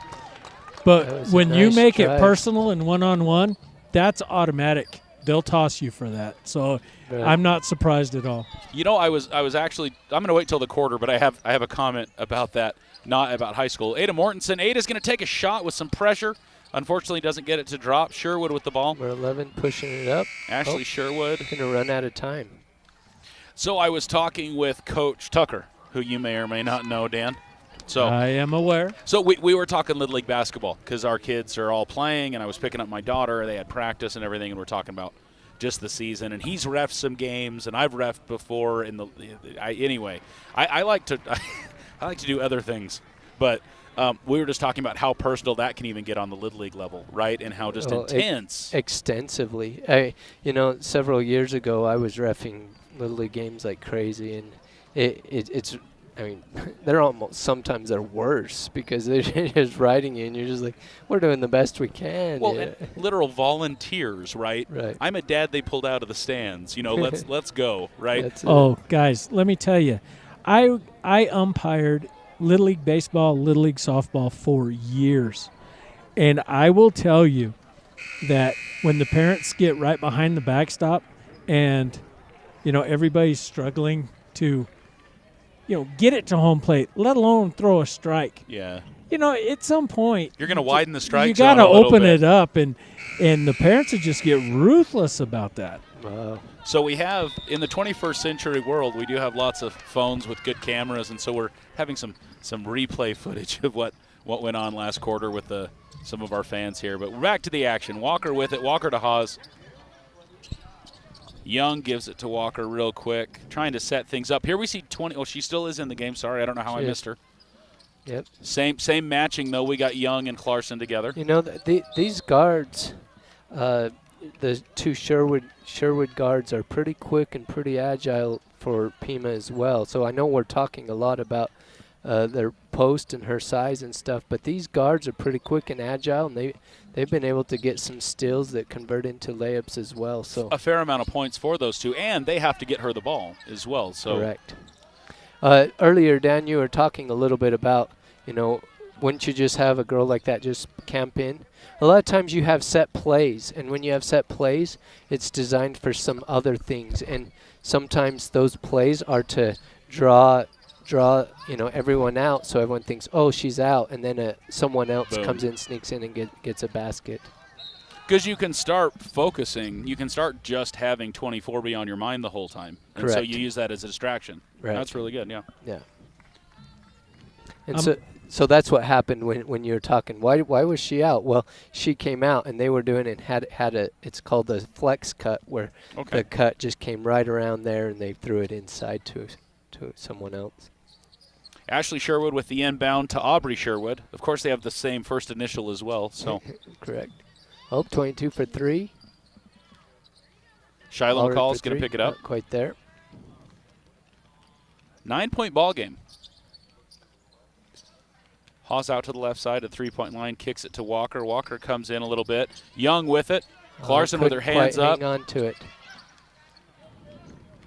Pun slightly intended, but that is a tall order for Young to try to shoot over as she was trying to get ready to take her shot. Well, if you notice, one of the things, and you try to teach posts, but she got the ball and went right into the dribble instead of grabbing it and locating it. So if she would have grabbed it, then she might have been able to locate and said, okay, now I'm going to make my move. But she tried to make her move right into the dribble. And it's just something that the more you practice, the more you practice with posts, the better they get at it. So we got a whistle. Looks like timeout. What was Teisling initially trying to call the timeout? The referee pointed that way, but then they didn't have the ball. I'm not sure. A little bit of confusion going on right now. Yeah, I think he called something kind of like an inadvertent whistle, but just kind of called someone like, oh, I didn't mean to call that. Let's just take it out of bounds. And so one of the coaches said, let's just call timeout. Okay. That made sense. A little bit of confusion, it seemed like, but that's all right. So a quick timeout. 6:28 left in the first half. Cass, have we had any scoring this quarter? No, we have not. Okay. It felt like it was the same. 9-18. The Elks trying to dig out of a 9-point deficit right now. This is trying to see if we have any subs going on right now. I see Pipo in for the Rough Riders, number 22, all red. So Pipo may be new. I'm not sure if I saw 21 earlier. Yeah, Sherwood's in. Sherwood and Sherwood. Sherwood. All red has been in. Pipo may be our only new person, number 21. Yeah. See, and what Pima's running right now is called the flex offense. Because here we see Clarkson outside again. And you see it just goes guard to guard, and then you have someone posting off, running off the post to the opposite end for a wide open, shot. Right there. We have C number 10, Sherwood, with an open shot, and she's going to take advantage. That was a nice swing, nice notice or paying attention and seeing. We're going to get a travel there. Rush up a little bit. Yeah, that was very smart on Pima's part to just hit that shot and then surprise him right with the press right away.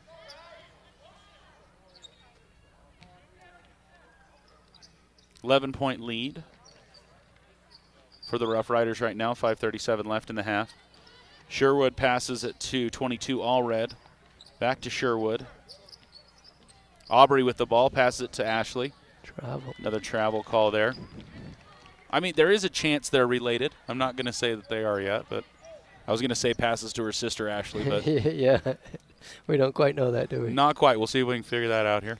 Looks like Pima's in a 1-2-2 press. Young's going to putting pressure on that ball. Young gets the ball. Sherwood really trying to take it from her. Nice pass to McCall. McCall up. Little foot too far under the basket. Clarkson to Pipo. Pipo bringing it down the left side. Pipo to All Red. All Red bringing it up top.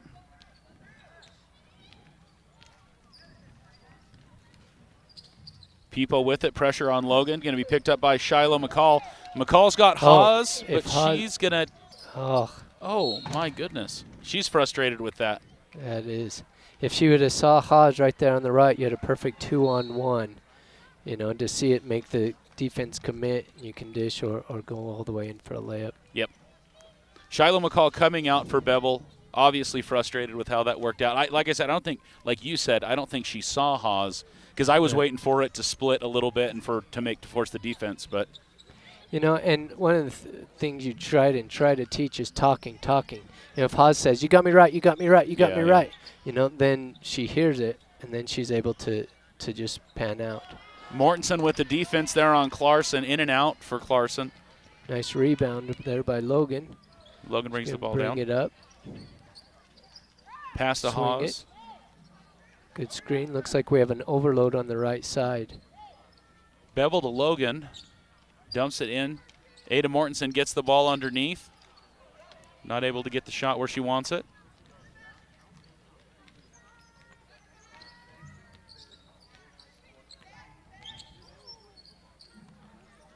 Sherwood to All Red with a 3 opportunity. We may have an over-the-back push situation, I think, on 24, if I saw it right. See who they give it to, 10. Sherwood's going to get it, not Clarkson. Yeah, Clarkson was kind of at the side, so, she wouldn't be. 10 was the one that came up from behind. So again, Rough Riders with the press, 3:53 left in the half. Haas gets the inbound to Bevel. Haas gets the inbound, gives it to Bevel. Oh. Young, a little too much. Again, Mortensen. Good not the first Mortensen. Not the first time that she's done that, right there on the right side, picking it up for a good 2 points. Yep. And that's our first basket for the half. Yeah, it is. For the quarter, my goodness. Or quarter, sorry, I said the wrong thing. But yeah, for the quarter. And there really hasn't been much scoring this quarter compared to the first quarter. Clarkson's going to go up. She's going to draw a shooting foul, I believe, against Mortensen. We'll see what it get. 22, that's correct. But, Cass, we've seen that for the Lady Elks. We see them come out, score a lot of points, and then second or third quarter we see this huge drought offensively. Clarkson's first, off to the right side. You know, and as a coach, you're probably sitting there and analyzing that, saying, how can we improve our scoring there in the second quarter? Consistently, right? Yeah. Right. Clarkson's second is in. It's going to be an 11-point ball game now, 11-22. Yeah, she is now 3 for 4 from the line. So, increase. So it's evident that she can make free throws. When you have a player that's able to check multiple boxes, free throws being one of them, height being one of them, accuracy and shooting, I mean, she brings a lot to the team there. Mortensen again with the rebound, unable to get it, but Round Valley's going to get the ball underneath. As the foul situation looks like we're getting close to bonus at 6-5. Something to pay attention and see.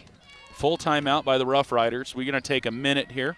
You're watching Court 1 coverage here in the Dome. Let's Go Elks bringing you both courts at the same time. The Round Valley Elks hosting the Pima Rough Riders. We'll be right back.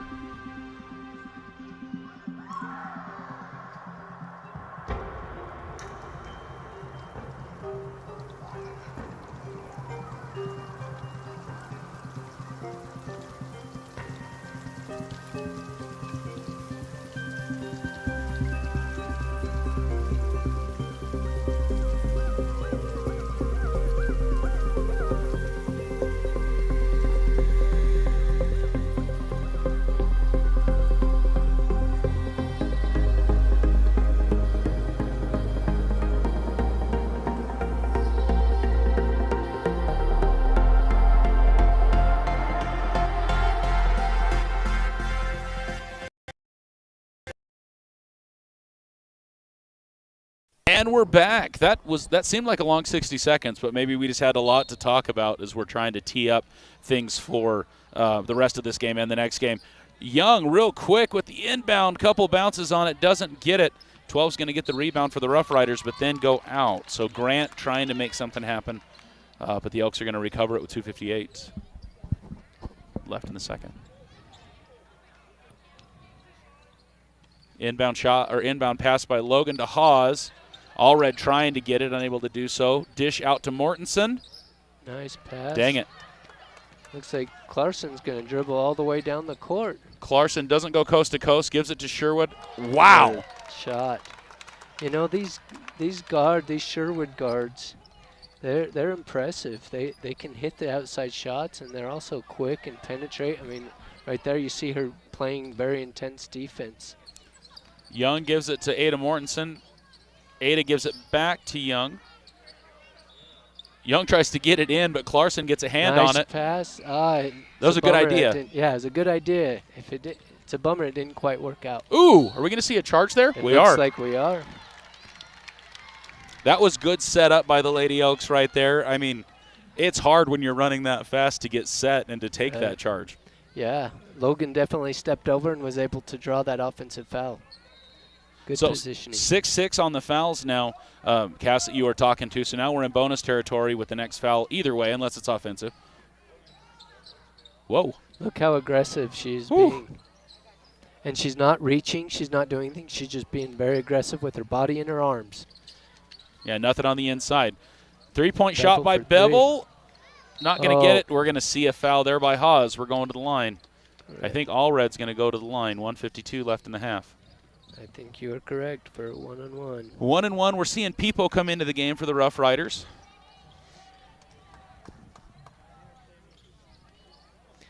And again, Round Valley has only got the 2 points this quarter. Pipo for Sherwood. We're seeing one of the Sherwoods leave the game. You know, and a lot of that is attributed to good defense. Mm-hmm. You know, when you're playing teams that play good defense, a lot of times it's hard to score. First one will drop. Allred will get her second in the 1-1. Round Valley now trailing by 14. Going to go into halftime with a pretty big deficit. Second one will drop.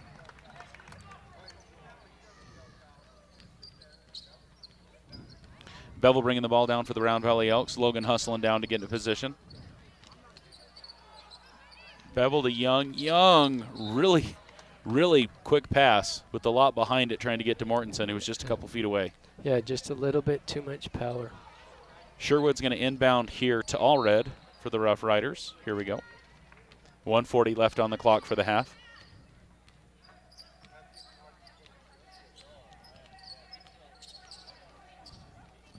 Looks like number 10, Sherwood, got hurt. Is that why she went out? Oh, yeah, they're I looking don't at the know. knee. It looks like I don't know what they're doing, but. No tape, no anything on it, and so it doesn't look like it may be pre-existing, unless she's just not nursing it that way. Maybe it's a cramp or something. Not sure what the call was there, but the ball will go to the Rough Riders with 1:17. It looked like Round Valley passed it and just missed it and it went out of bounds.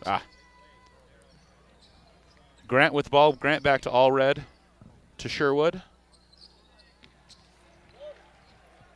Back to Sherwood. There, Clarkson gets the ball up top. Lots of hands on it. Mortensen's going to come down with it. Nice rebound. Way to get it. Mortensen pulls it out. Kathleen Sherwood letting us know, Kathleen Sherwood Davis letting us know that those Sherwoods sure know how to play ball. And she's here. So is she watching the live stream from her phone? Because she's like 20 feet away from me right now. Or she can hear us, which I wouldn't doubt that either. Yeah, either way, or she just knows that we're talking about it, and so she just they're obviously talking about the Sherwoods. You know, that's who we should get on the mic. Let's get Kathleen. I bet she's got some things to say. Oh, definitely. You know she has some. So Round Very Valley with a knowledgeable penalty. basketball. It's going to be Haas's first of the night. We're going 1-1 with 35-7. Mortensen's going to pick it up. Clock's moving. That would be fun. It would be a really good time to interview her. We had actually had her daughter Katie do some volleyball commentary with us. Yeah. Nice. Nice drive. If you saw that setup with the different screens. She was all alone. She took it all the way in. It was really nice. Allred goes in. Allred's going to get it. No backboard needed there. 10 seconds on the clock. Round Valley's going to push it to try to close the gap a little bit more. Young, just not quite enough on it. Push up the court. Ball's going to be out. Round Valley's with .2. .2. Technically, they can't even get a shot up because it takes 0.3 seconds to shoot, to catch it and shoot. All right. So, I believe. So technically, but you know how it is with the human element. Human element.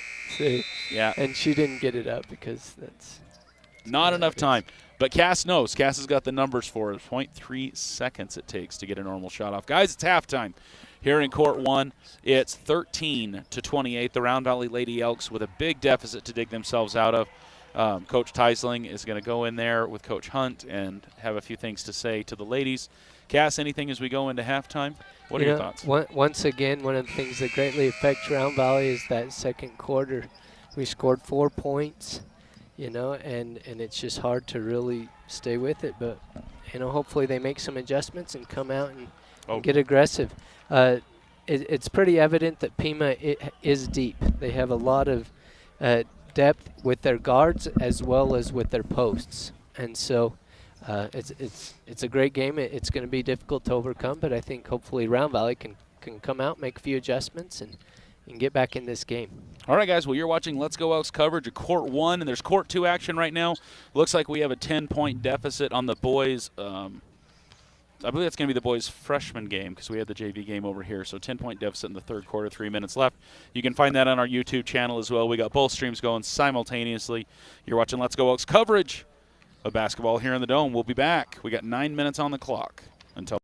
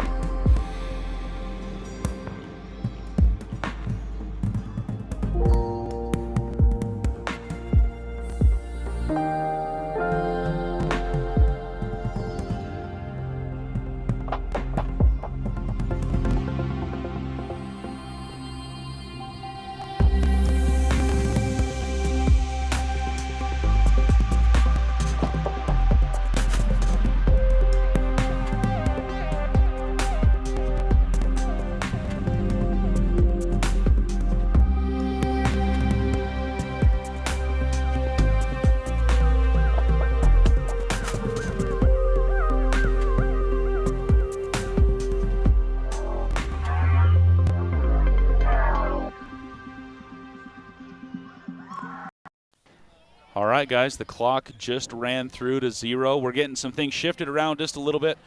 New cameraman on the job. The Rough Riders will inbound. It looks like both teams have the same starters. Right back to where we were. Sherwood with the ball. Sherwood gives it to Allred. Allred to Sherwood to Grant. Back to, they're just trying to see how fast I can announce people's names. Guys, come on. That's it. Let's settle in and play basketball. Sherwood with the ball now. Sherwood back across to Allred. She's going to draw a foul straight away. We're going to need to zero out those fouls on the scoreboard here. That should be first team fouls. We start the third quarter of play here. Allred going to the line, and Carly Hawes with her second foul. And they're on it. I think he's getting things switched out here. It's going to be... Yeah, I was actually wrong. Belle Walker is in. She didn't start the game. That We had Ada Mortensen starting the game, so it's not the same starters for Round Valley. So we do see 10 back in, so whatever she had going on, maybe she's okay now. We have 25 rolling out some lactic acid right now. I don't know, maybe it's just team protocol. Yeah. Logan to Walker. Walker on the right side dishes it. Wow, nice snag there by Hawes, and one. And one. Looks like that's going to be 22. Take it.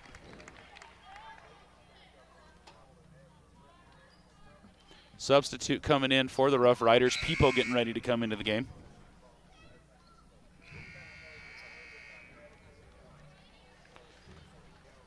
And Haas is going to step up to shoot.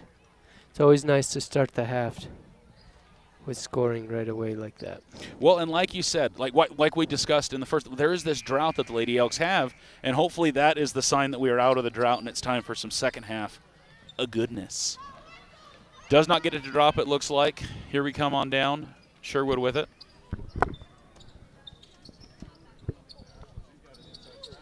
Clarson's just going to take it to the house, get 2 quick points there for the Rough Riders. Logan's going to bring the ball down. And if you saw, the Round Valley player was on that front side, so she was able to just get it on the bottom side and just turn with that nice little baseline shot. Bevel to Walker to Logan. Emma Young now with it. Emma's going to take it. Thought there was a hand on that, but there wasn't. Emma with a follow-up shot. Again, all ball, no foul. Allred up. A little too much on it. Sherwood with a nice follow-up there, but Bevel gets the rebound. 2 offensive attempts there. Bevel bringing the ball down. Walker now with it to Hawes. Hawes! Nice work for Hawes there. It's a nice feed into her. And, you know, where that's something Round Valley should look to do, because 24 is not guarding Hawes, you know, and Take I think advantage Hawes, of that. Yeah, Hawes has that size. Hortense pulls up for 3. And you got to be careful, because the Sherwoods had really nice shots from the outside, and you can't just let that go. They A lot of their points were from three-pointers from the outside. Logan with it. Logan on the left side coming back up to the top here. Looking to Walker on the right. Again, Hawes working the middle there. Again, dishing to Hawes. Clarson not there. It. And see, Allred is settling in behind. And when they settle in behind, that's free ticket. Get it to the post, especially if she's bigger and able to score. Think with 3 buckets from Haas, they'll switch to the big girl on Haas? I don't know. We'll see. Probably not, because it looks like their strategy is not to have her guard. But we'll see if that happens. And if that's the case, then get it to Young. And there you see Clarkson again just answering, though, with her height. Correct. Round Valley bringing the ball down. So we're chipping away at the deficit. It's now a 14-point game instead of a 15-point, but Round Valley's going to have to continue and then step up defensively. Oh, got turnovers. Turnovers for layups. And as you've noticed, these guards, the Sherwood guards, when they have a layup, they don't miss very often.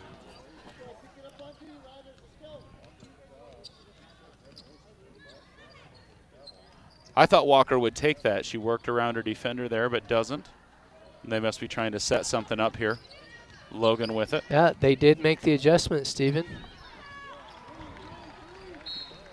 And look, we went to take advantage Young. of it. That's exactly what we've got to do. So you can be cognizant of it and make the change right away and don't let it settle. Right. Yeah, they right away they went to Young. Right, they made the adjustment, going to Young, and Young tech the basket. She's shooting. That's 24. They've only got her for 2. Didn't she have 2 right away? Yeah, if that's Clarkson, this should be Clarkson's third. Yeah. Because I thought they were going to call Clarkson with a third. Yeah, I honestly think that's her third. Yeah. Not going to drop. Ada Mortensen, nice grab, though. Man, Clarkson's just so big. She's tall. It's tough to shoot over her. 16-point game, 4:22 left in the third quarter of play. Sherwood bringing the ball down. Sherwood from the top of the key, going to miss. Elks are going to get the ball back.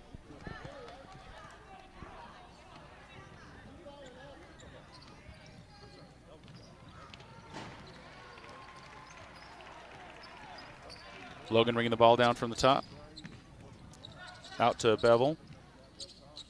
Bevel working it back to the top, swinging it now. Logan with it on the left side. You know, I was talking to someone the other day, and they were talking that Logan never shoots outside.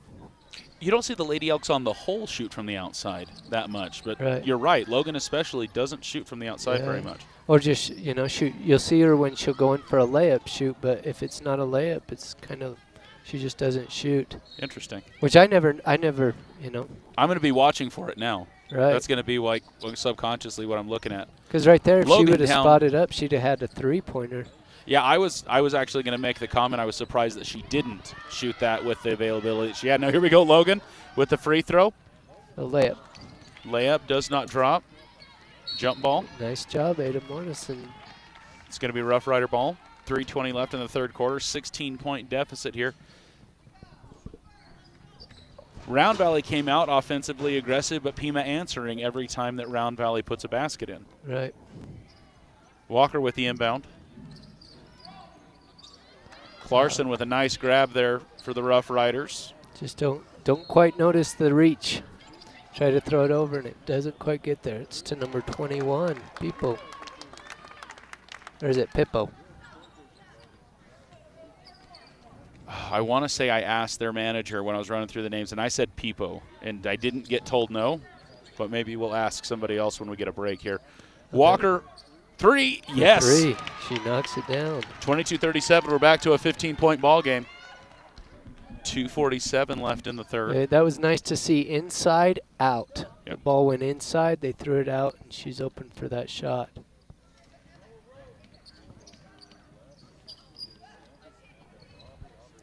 Clarkson with it. Clarkson dishes out to Sherwood. Sherwood's going to take the left. Walker, I think, thought she was going to get a foul there, but didn't. Ada Mortensen, nice defense there on Clarkson. Bevel looking. Oh, she passes to Young. Oh, her steps were just not quite right. Clarkson. Oh, if you're going to foul, just make sure they don't score. Yeah. But Clarkson is 3 for 4 from the line right now, isn't she? Right or now, more. She is 3 for 4. Yeah. So Clarkson, again, you strategically foul, but at the same time, when your shooter so far 75% from the line, You know, one of the things you see is as you saw that, Round Valley came down, had a layup, missed it. And it happens so often. If you come down for a layup and miss, then the other team's going the other way for a layup. Yep. Because the way that teams go down the court, you know, and you make that one layup, it just changes everything. Hawes back into the game for Mortensen now. Let's see if that makes a difference. That one's going to drop. It's now a 16-point ball game, 2:12 left in the third.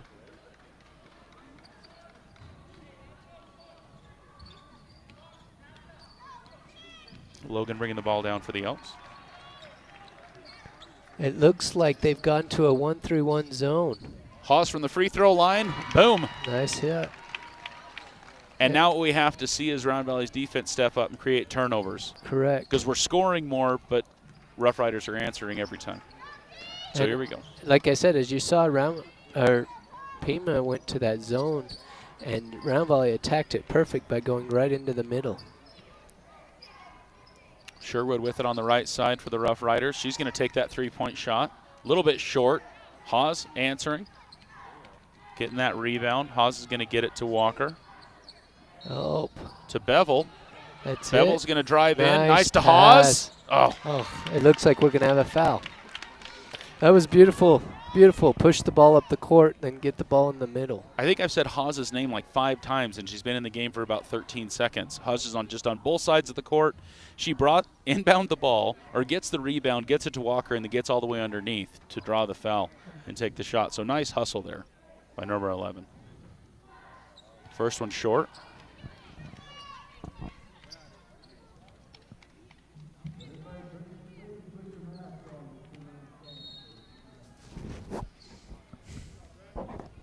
Getting reminded about the mask protocol that the AIA has. Second one does not drop.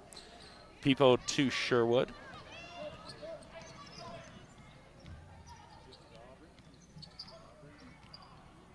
Aubrey Sherwood from the top gives it to Ashley Sherwood. Peepo across to Grant. Grant back to Sherwood. And as you see, Pima is running this flex cut, just looking to get it easy, maybe get it in and pop it out. Number 10 with the rebound.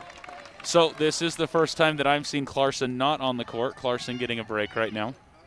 Yeah, she came out about 2 minutes ago when Hawes came in.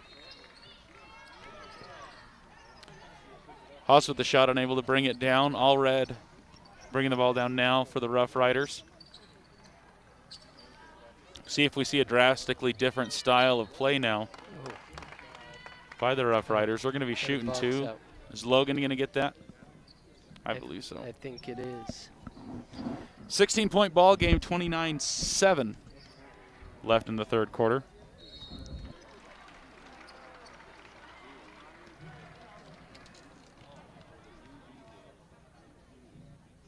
First one's going to drop, nothing but net. Man, the Rough Riders really accurate from the free throw line. Yep. Over 50% just by looking real quick at the book. You know that's when you have a good team, when you're making free throws, a lot of your free throws, because I can't tell you how many games I've been in where, you shoot 5 for 17, and you're like, man, if we had those 12 points. And so the good teams will make most of those, and it makes a huge difference.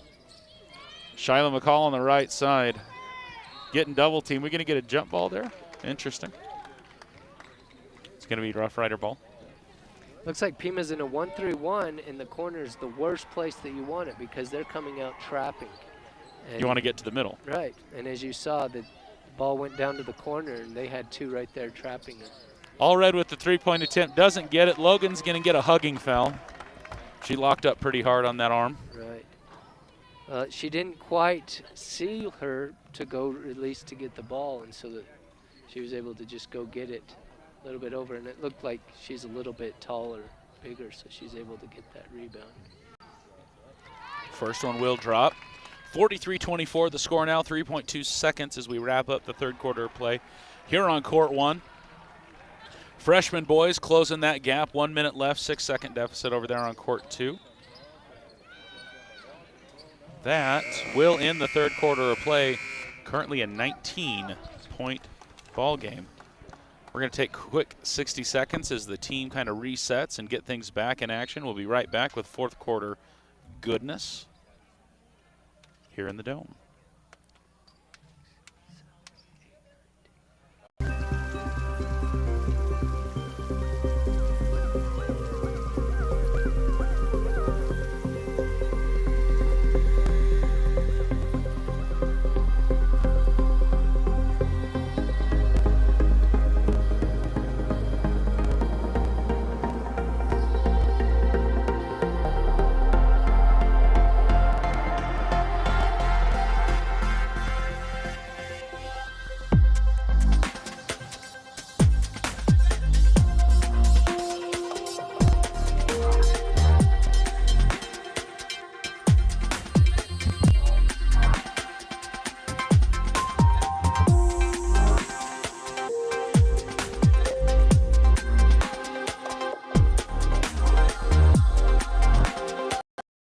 All right, guys, we're going to switch back over right now. We are back for the fourth quarter action here on court 1.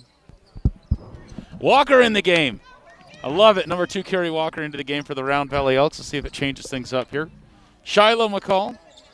Emmy Young. There we go. 2 points right off the bat. Yeah, nice offensive rebound. Yeah, the games I've been watching, Kyrie really makes a difference when she's on the court. Love it. Yeah, she turns up a new. I feel like the energy changes. See, just like that. The energy changes when she's on the court. She's going to take it all the way and get 2. 2 points. That's 4 points in 30 seconds. Nice job by Kyrie. 15-point deficit right now. Yeah, it's nice hustling still. Allred's going to take the shot off the side. Sherwood with it now. Sherwood to Pipo. Pipo's on the ground. Oh, Young's going to dish it to McCall. McCall, take a breath. Too much. A little bit too much on it. Yeah, Trying to nice force that pass rotation. on the inside. Logan grabs it. Logan in the corner. There you go to McCall. Travel. I couldn't see her feet. Changed her pivot foot right there. Yep. It almost looked like she pushed the girl off. Extended that arm, kind of pushing her off a little bit.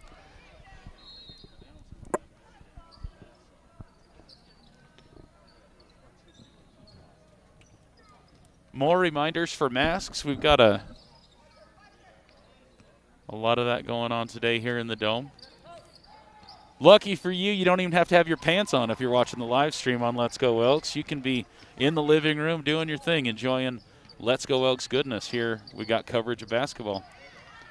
Pipo with the ball. Pipo to Sherwood. Sherwood to Allred.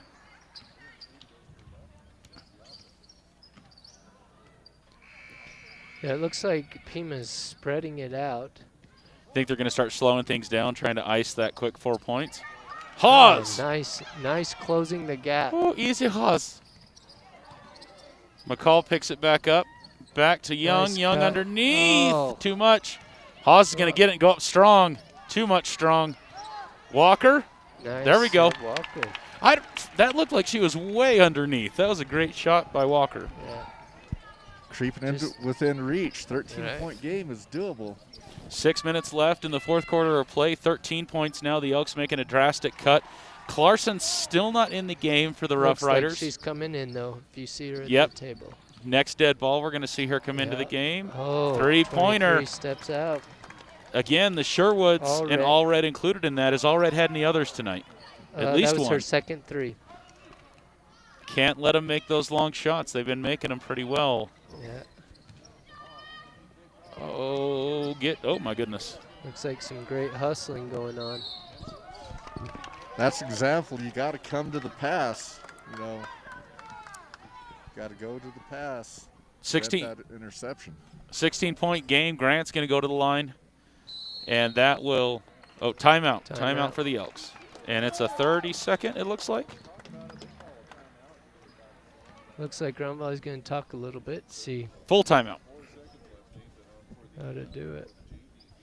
So Round Valley breaking up. Where were we at the longest? When we started the quarter, what was the deficit? It was almost 20 or 20 points, wasn't it? Yeah, it was just at 20. Like this quarter, Round Valley scored 6 to to Pima's 3.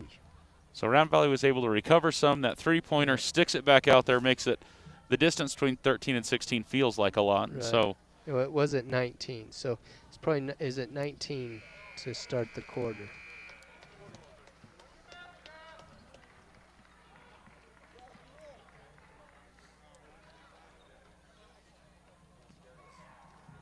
.521 left to play here, 16 points. Looks like the game for the freshman boys has ended. Final score there, 34-41. Couple more fouls on the Elks side, so it looks like the Elks were trying to put the Rough Riders on the line, and it was effective for the Rough Riders, them making those free throw attempts. 10 minutes and that game will switch up. We see the freshman girls getting ready, so that is Court 2 coverage here on Let's Go Elks. If you haven't yet, we'd appreciate it if you hit that subscribe button for us. If you're watching on your phone, rotate your phone, hit that subscribe button. If you're watching on your computer, exit full screen for just a second. Red subscribe button, ding the bell. You'll know when we go live. Help us out so we can bring you more action. Got Grunt for her first one, not good. Just a little short there. 5:21 left in the game. Elks with a 16-point deficit, and Clarkson back in the game. Gets the second one. Knocked the second one down. Cass, what are you going to see the Elks do with Clarkson back into the game? Are we going to split it with Young and Haas and try to keep it away from Clarkson? What are we doing? They'll probably. I would imagine they should be pushing the tempo, and try to get it to where she's not as involved by their defense. But we'll see as they go in. Of course, they're going to be double teaming. One's going to be in front. One's going to be behind. Fans not losing any opportunity to, we'll call it heckle a little bit. It's totally different, Cass. Here we are back to more fans, more people. Feels normal. You kind of forget the sideshow that happens in sports sometimes. Right. Clarkson with the ball on the outside, gets it to Grant. Grant's going to get a quick 2 points, making it a 19-point game. McCall bringing it down. She came right off of that. It looks like Pima's now into a 3-2 zone. McCall with a really high shot there. Doesn't drop. Youngs? Looks like timeout. It's called by Pima just before. Interesting.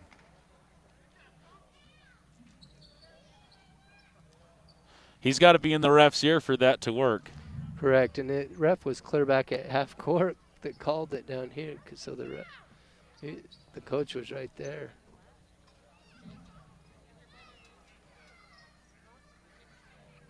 So Pima will retain possession then?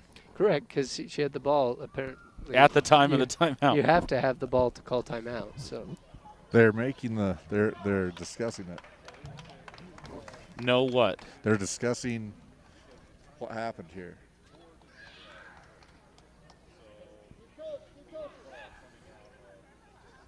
So two officials saying know something, but I'm not sure what we're getting there. They're still discussing. Well, they stopped it for timeout, so they've got to give the timeout to them.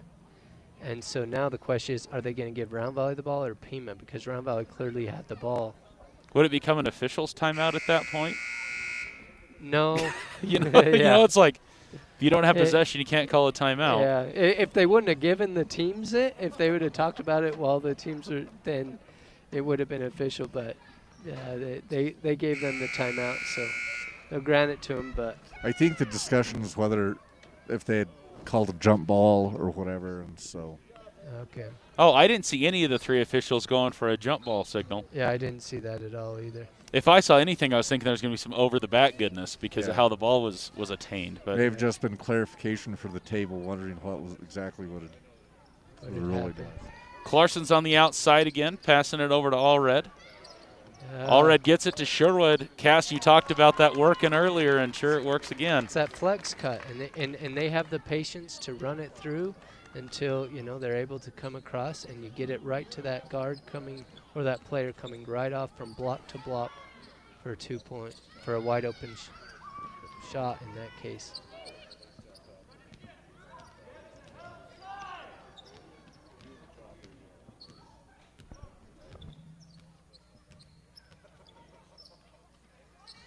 There we go. Round Valley's starting to make the adjustment, knowing it's coming. Get around it. Yep, just like that. It's coming. It's coming. Get around it. Get around it.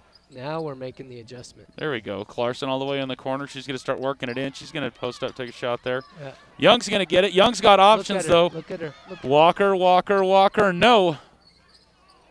Shiloh McCall picks it up. Nice. High shot there. Going to get it. 19-point ball game. 3:25 left in the game.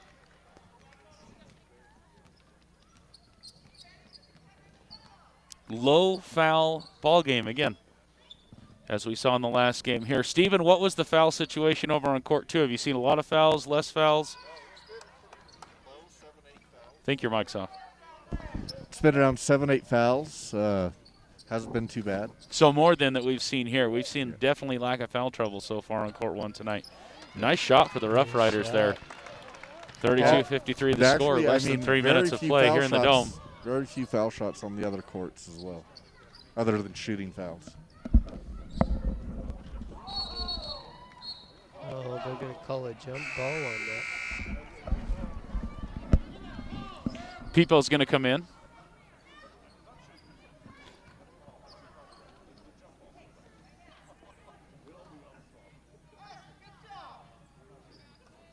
McCall the inbound. McCall to Young. That's a tough, dangerous pass. You've got 3 people right there trying to sneak it in. It's difficult to make that pass. Nobody around Grant. Grant unable to get to the ball. Nice snag, though, by McCall. McCall's going to go ahead and she's going to pull out just a little bit. Oh. Young snags it. Somehow she was able to get the ball. Sherwood. Walker trying to get it from her. Ashley Sherwood now with the ball. Ashley passes it into Peepo. Peepo back to Sherwood. Little give and go action. She's going to go up, and somebody's going to get that. We're shooting 2. That's Sherwood's nice drive. If you saw that little give and go, it's a nice little give and go right back to her to drive in. 5th team foul for Round Valley, so says the scoreboard. 2nd foul for number 20, Shiloh McCall. Oh, no, there we go. 4th foul for 23, Logan. 6th team foul. Bevel coming into the game for McCall. 22-point ball game now here on court 1. Gets that one to drop. Gets both of them. Clarkson coming back into the game.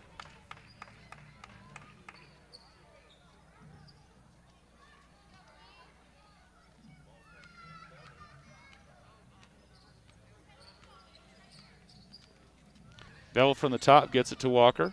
Walker over to Logan. Trying to get it to the inside. Wow, Nice. hard pass there to Hawes. I don't even know if that was English, but with my headphones on, I definitely couldn't hear what she was saying. Is that going to be on Logan? So Logan's out of the game then. That's Logan's 5th. That's it. We need to put the atmosphere mic in the back of the bleachers next time. I'm missing something. Yeah, it looks like that's the 7th team foul that's going to give it 1-1. So Logan's out of the game. Walker comes in, and we're also shooting 1-1. 23-point game, 1:39 left. So, Cass, what does this loss do to Round Valley from a points perspective, from a ranking perspective, as we look to be heading into the playoffs soon? You said this is a big game here. You know, it won't affect them too much because Pima is the #1 team. And Round Valley's only loss to them conference-wise has been to Pima. They have 2 losses, and this would be the second one for Round Valley. So it really won't affect them too much because Pima is where they are. So we should hang where we're at from a positioning perspective as we look to the playoffs. Correct. We have the Vandals that's going to end the regular season. Correct. That is senior night tomorrow, so make sure you tune in to see us try to highlight some of the senior athletes. Yep. Young should be going to the line.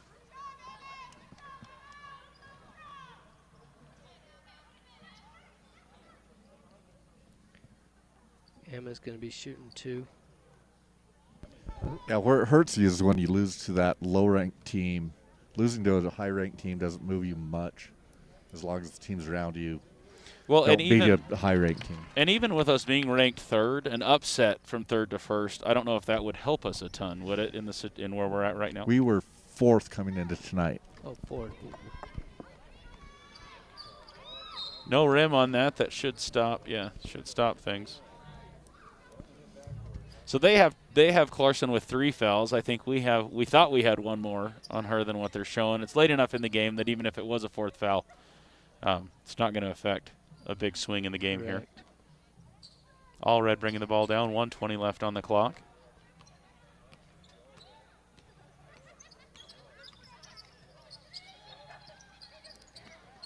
Round Valley is still playing aggressive, and I like to see that.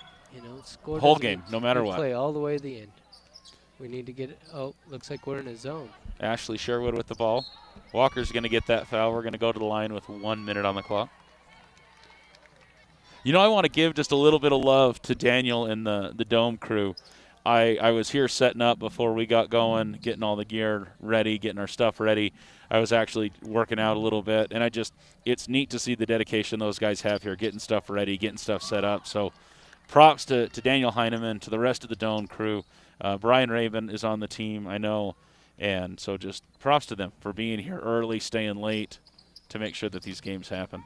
Absolutely. You know, and the time that they put into it's excellent. You know, and Daniel takes a lot of pride into making sure that everyone's happy, and there's a lot to say about that. Well, and I see him not just here, but he's at the high school gym when we have wrestling matches. He's there when the assemblies happen, and he's setting up audio gear with Darren Shumway.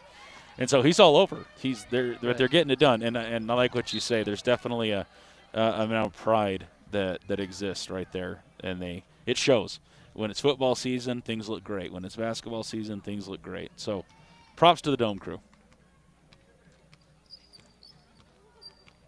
Under 30 seconds left in the ball game. 21-point game right now. All Red's going to get the steal. Walker. Looks like Bell's going to pick up. Is that her third? Third if the clock, or if the scoreboard's accurate. There we go. Her third, 19 foul. I think that is. You know, All Red has really stepped up, and she has played a fantastic game. I mean, yes, comparing her to the Sherwoods, just because that's who we've seen on the court the rest of the time working really well together. But those three, all three of them having a really good game. Right, plus the Clarkson. The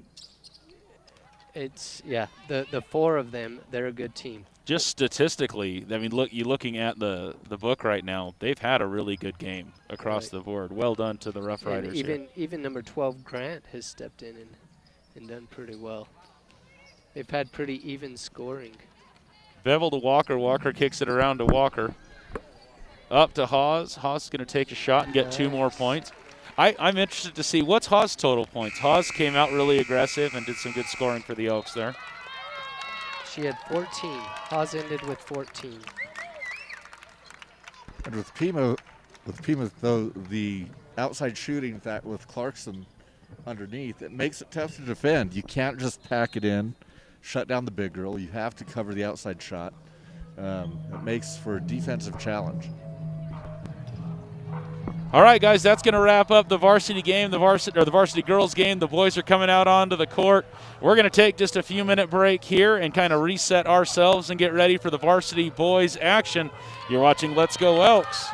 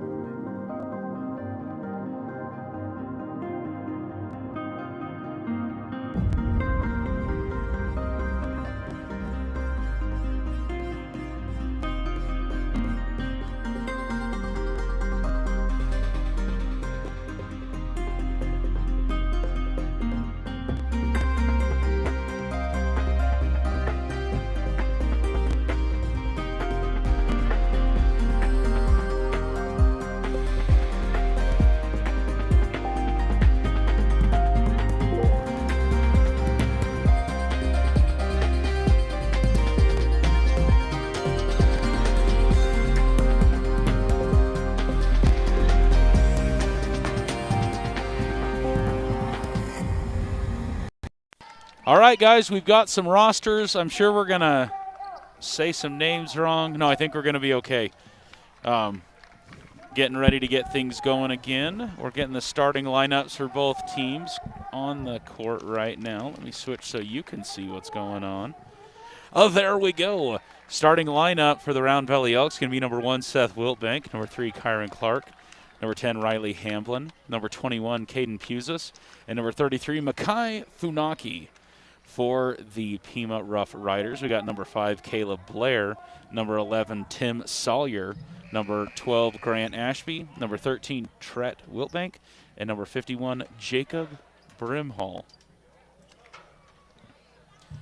One national anthem a night, I guess, is enough, as long as we do it at some point. Yep.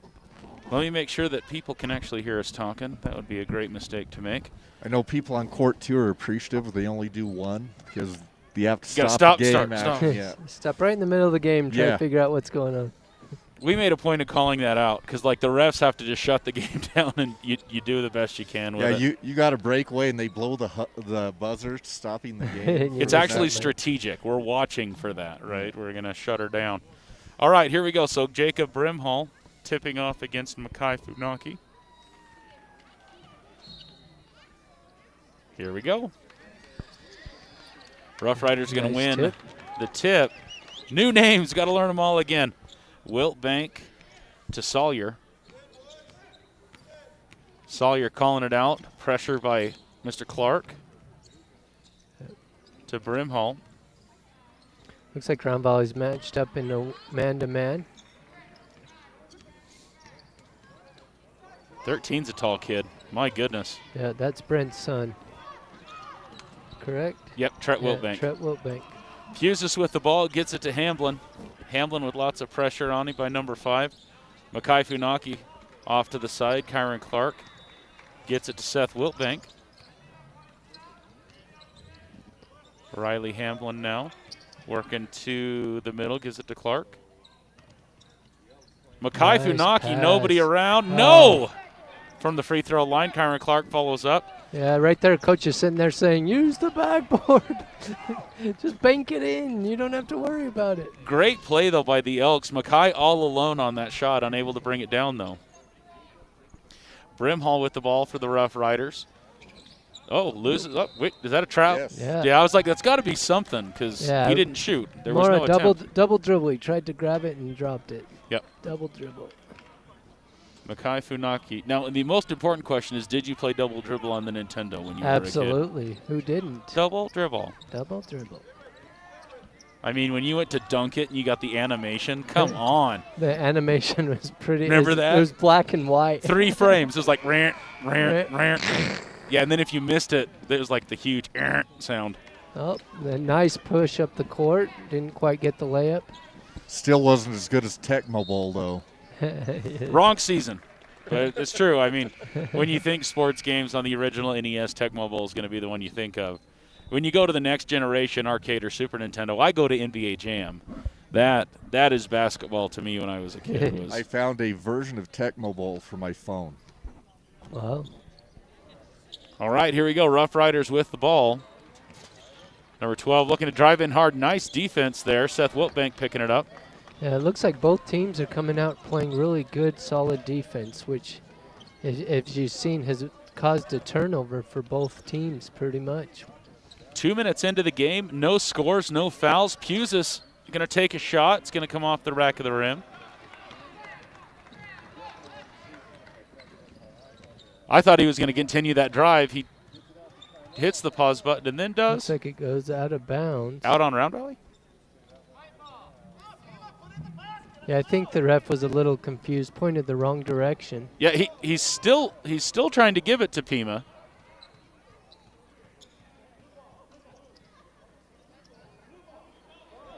Oh. It's not.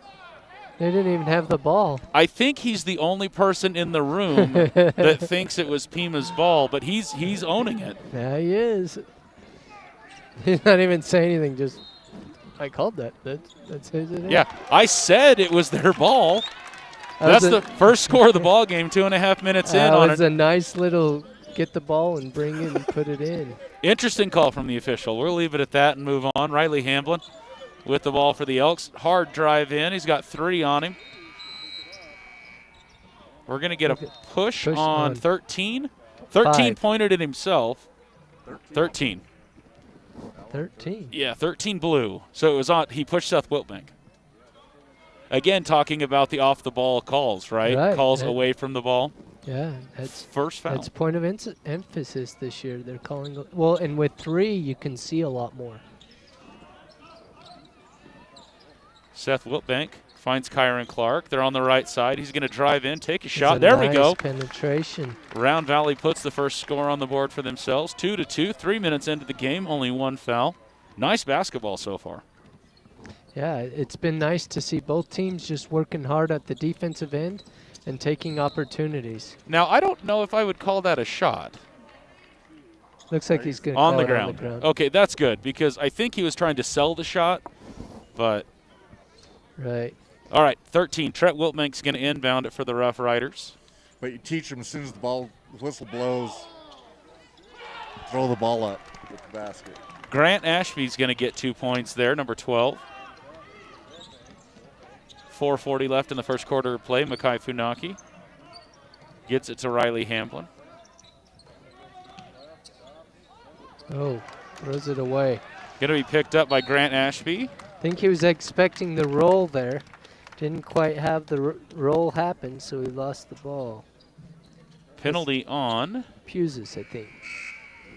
I must have missed him call out the number, but I think you're probably right there. Yeah. But number 1 is what they're showing on the scoreboard. Oh, so they're calling it on Seth. Seth's first of the night. 2 teams for Round Valley. Subs up in and out. This has already started out kind of weird. Seth wasn't really. Seth doesn't start. Oh, Seth did start. No, but not normally. Oh, like not normally, lots of little different weird things. Number 3 into the game. Number 0 into the game for the Rough Riders. Oh, pop out. He's going to hit that 3. Colby Eager and Trayson Merrill also in the game for the Elks. Kitten Skiba with a 3-point shot there. Skiba's going to keep that ball in play. Or excuse me, number 3 did. That was Reggie Stewart.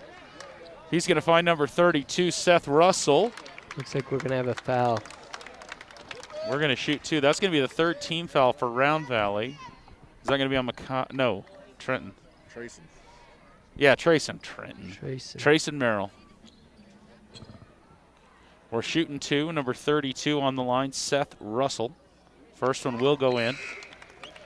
Sub coming in for the Rough Riders. I think that's number 13 coming back into the game.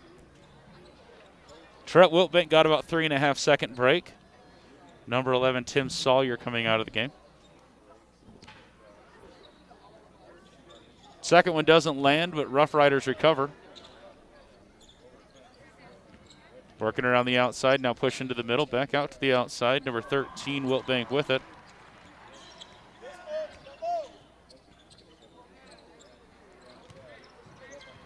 Ooh, with pressure, Eager providing the pressure.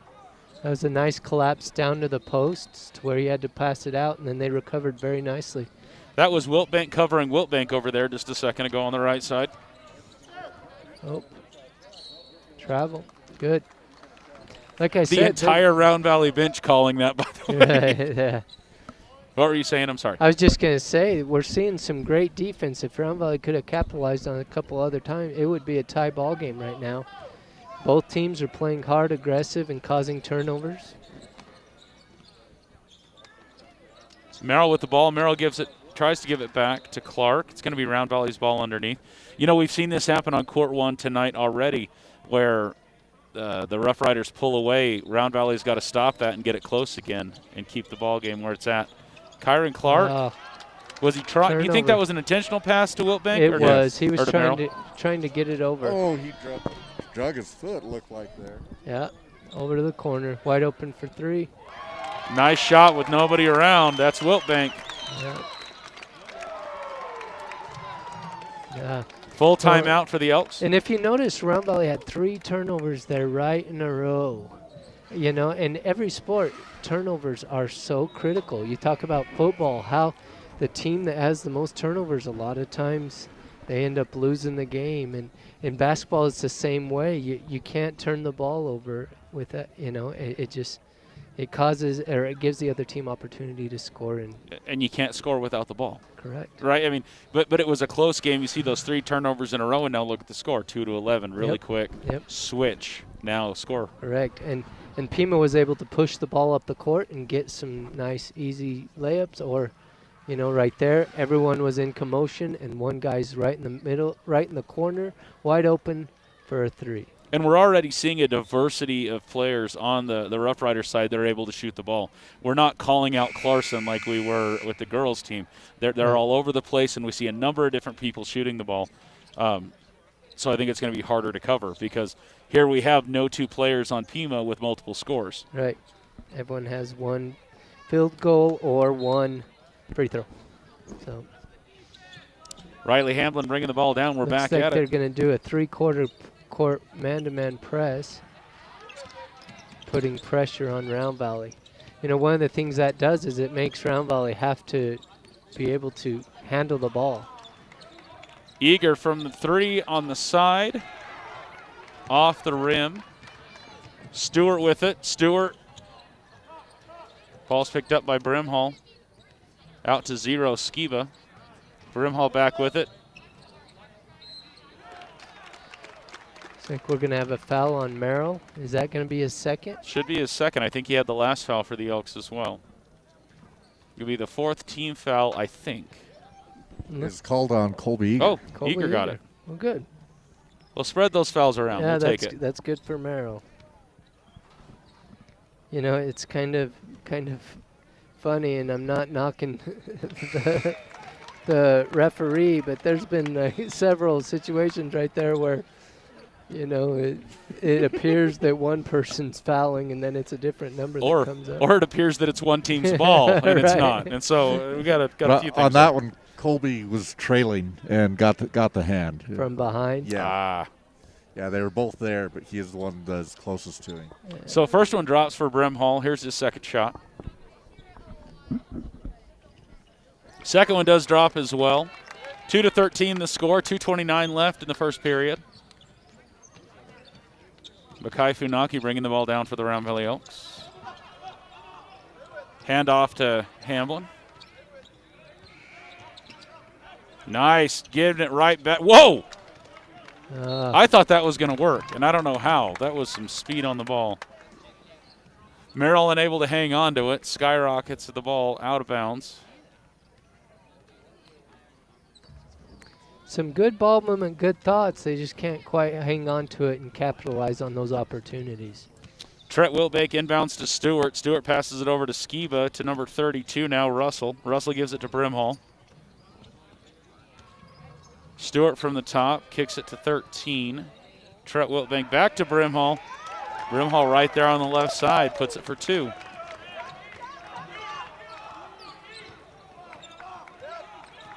Riley Wilbank gets it to Merrill. Merrill quick pass to Pusis.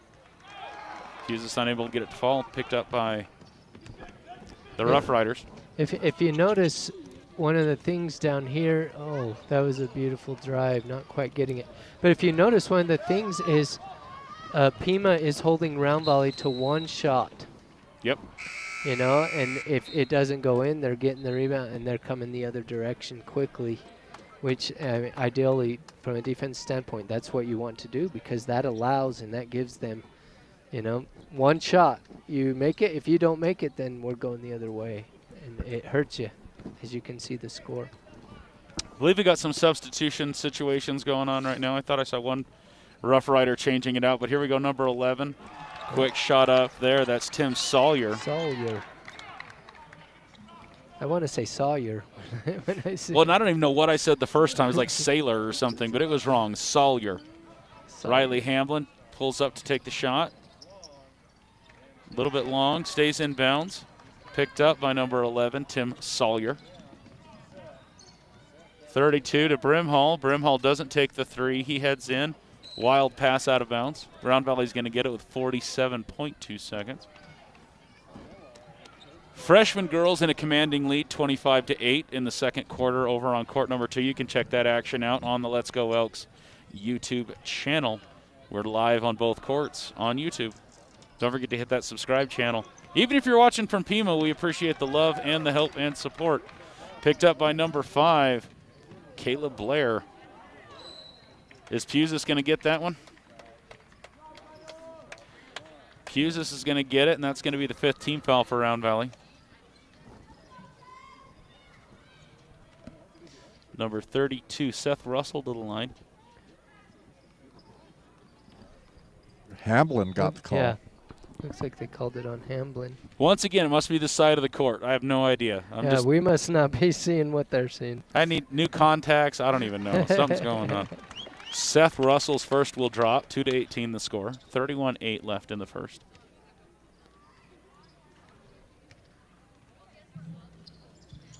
Second one in and out.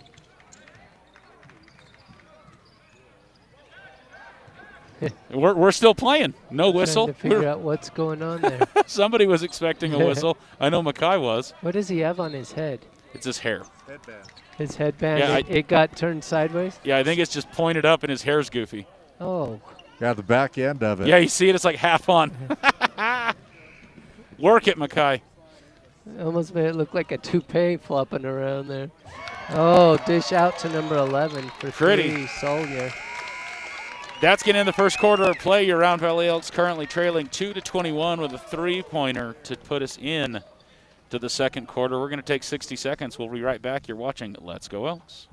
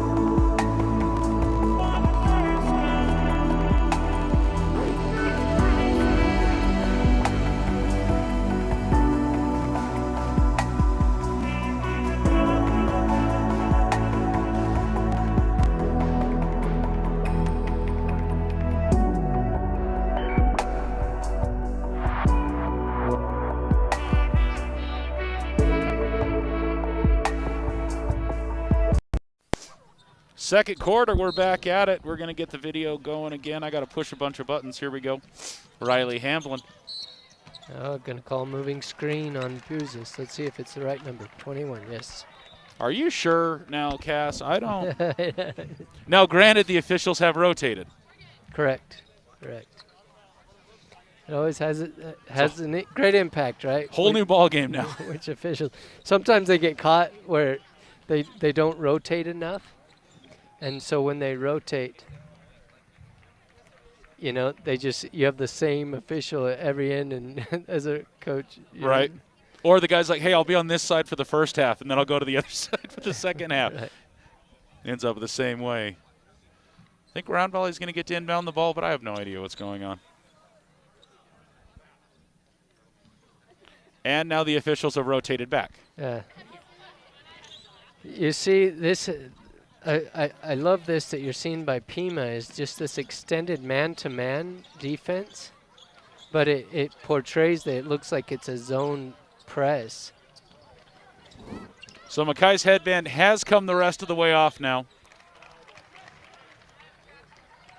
Yeah, Carrin saw it. That's good. And we're in dangerous foul situations now. Fuses with his third as we barely start the second quarter.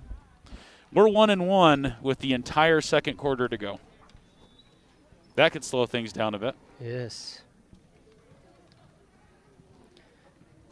Wilbank at the line, shooting 2, or 1-1. Tret Wilbank.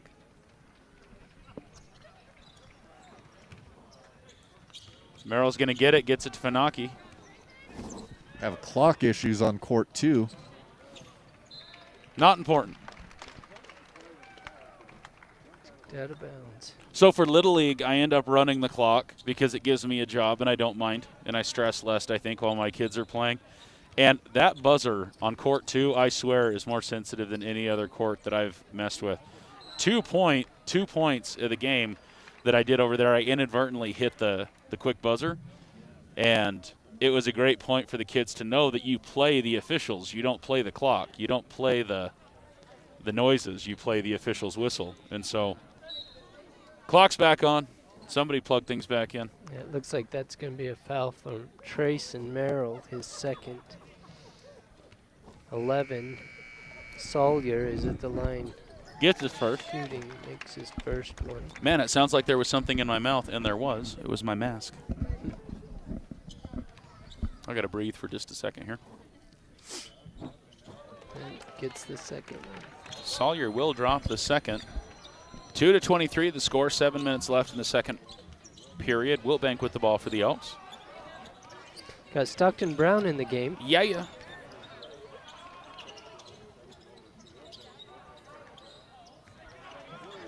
Picked up by number 11, Sawyer again, trying to make some fancy moves. I think he was going to rainbow kick it. That was a little soccer move there. Didn't work out for him, though. Seth Wiltbank's got it. Pima trying to find their man, get set up again. Brown, I think, is going to, I thought he'd take that shot. Merrill's going to take it from behind the brim, behind the basket. Number 13, Tret Wiltbank. Tret's going to dish to 11. Sawyer's going to take 2 points right there. 6:20 left in the second period. Wiltbank to Brown. Back to Wiltbank. Merrill had come out to set a screen, ended up not using. Makai Funaki got some room on the right side, doesn't take it. Go! Ball crossed.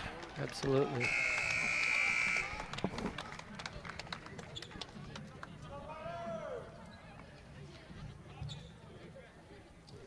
Once again, you're seeing good aggressive defense going on, causing some issues with Round Valley up here.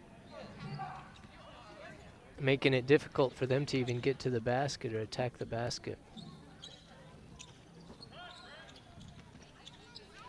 Wiltbank pulls up, takes the three, almost drops it, comes back out. Brown with the rebound, gets it to Seth Wiltbank. Seth Wiltbank to Eager. Eager's going to take the lane. Ashby had other ideas.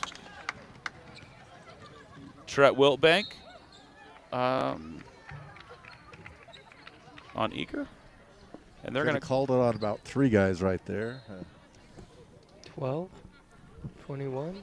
I think 12, Eager. Eager's going to get it. And we're going to have a timeout by the Rough Riders. The first one was Stockton Brown. He shoved him as he went by him with his both hands. Then timeout. Was it a full or it is a full? All right, guys, we're going to switch things up for just a second. Take 60 seconds. We'll be right back.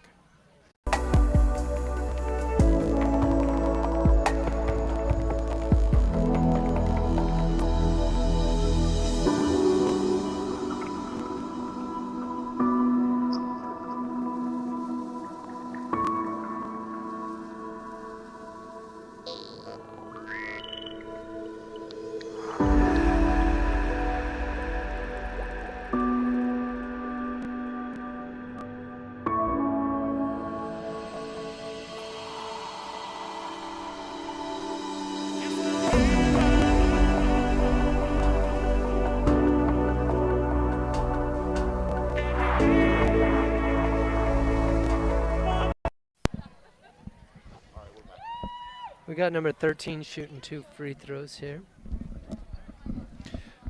Back from the timeout. We were just talking about playoffs, and Cass and Stephen were telling me that Round Valley in a position to be in the play-in game next Friday, correct? Correct. Yeah, So are they number 20 still? I will check as we have time. They may have dropped down to 21. But yeah, So they've been in that 2021 for about 2 weeks. they'll be on the road then. Yes. Most likely they'll Yeah. be traveling to their game next Friday. Once again, senior night and last home game will be tomorrow. Game starting at 3 o'clock. 4 games, I believe, on court 1. We've got a freshman game, JV girls, then the varsity games, as I understand it. Yeah, it looks like Riker Marble is in the game, freshman. Yes, he is. Substitute coming in for the Rough Riders, number 11 coming in for 13. Sawyer Wiltbank exchange there. Round Valley to inbound the ball. Hamblin with it. It's going to drive the right side. Wiltbank sets the pick. Merrill takes the shot. 2. That was a nice turnaround running jumper. Sawyer bringing the ball down for Pima. Quick pass. Skiba unable to get it to drop. We got a whistle. Are we shooting 3? I think so. I think we're shooting 3. And am I mistaken? That's the 10th team foul. So now we're in double bonus. We're going to be shooting 2 from here on out. Rough Riders will be shooting 2 from here on out for the next 4 minutes, 53 seconds. You know, we have seen more three-point fouls this season. Maybe it's just because I've watched more basketball this season than in the past. But that probably has something to do with it. I don't know. I don't remember it happening near as often as what I've been seeing. Well, and like I said, one of the things that has happened is you can't flop anymore. You can't flop. And so if someone runs by and gets you, they're going to call you. They're going to call it. Steven shows me right now that Round Valley currently ranked 22 okay. Above Phoenix Christian and Tombstone. Underneath Horizon Honors, number 20 Wilcox, number 19 River Valley, and 18 Scottsdale Prep. And it's the top, how many get a home game? Is the top half? Yeah, nice job. The play-in game, 9 through 16 will host. Okay. 1 through 8 draw by. That was a nice job by Riley Hamblin right there, stepping over and taking the charge. It's always nice to see players step over and take a charge like that. That's like when the ball gets stuck at the top. Hey, tall guy, Yeah. can you fix that real quick?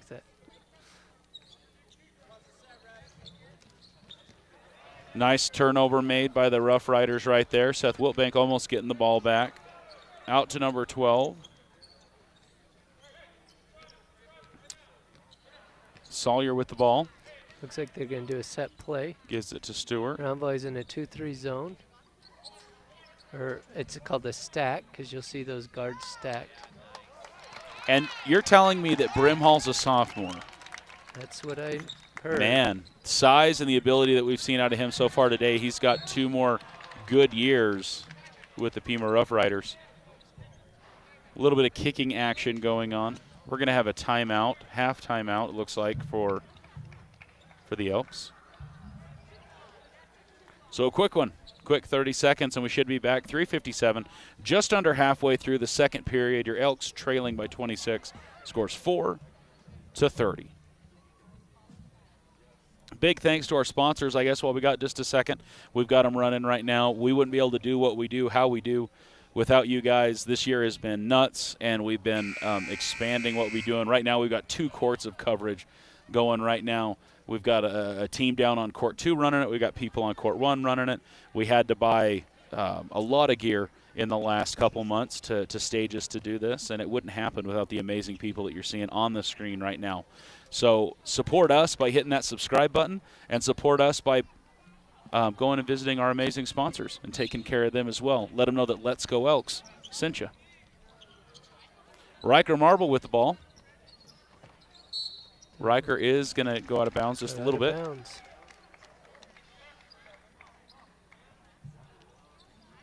That might be a little freshman on varsity jitters against, like I said, this defense by the Pima Rough Riders is very intense. They're up on you. But what great experience for him to get as a freshman right now. Absolutely. Gets used to it, hopefully, in a couple years, or hopefully next year, he gets used to it and he's able to really contribute a lot. We got to see the same thing on the football court. Riker was able to get some varsity play time, and it was nice to see him be able to. We're shooting 3 again. Yep. Looks like Riker's going to shoot 3. But Riker I was really impressed with Riker's play that we did get to see as a freshman. Just he put his head down and played hard, and you don't see a lot of varsity players do that, period, but he just wasn't messing around. He put his head down, he'd play hard, and we actually interviewed him after one of our home games. He was our player of the game for one of our home football games, and so shout-outs to freshman. Riker Marble currently on the line, shooting 3. Brimhall's first foul. First one drains.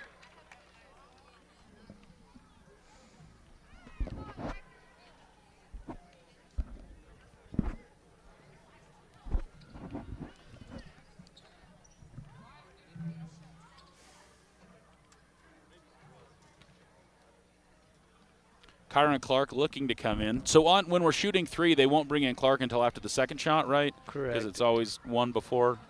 Always right before. Second one gets it, drains. Riker Marble now responsible for a third of Round Valley's points so far in the ballgame. Seth Wiltbank coming out, Kyron Clark coming in. Third free throw attempt. That's a tongue twister for you. We got Funaki and Merrill looking to get that rebound. Should it not drop? Doesn't matter. Riker Marble now the leading scorer for the Round Valley Elks, I believe. Or it is, that is correct. He's got 3. Sawyer to Stewart. Stewart trying to get it to Skiba. Riley Hamlin gets it. Oh, hold. They get it right back. Merrill's able to get the rebound, though. Riker Marble to Riley Hamlin. Riley Hamlin's going to shoot that 3. It's a little to the right.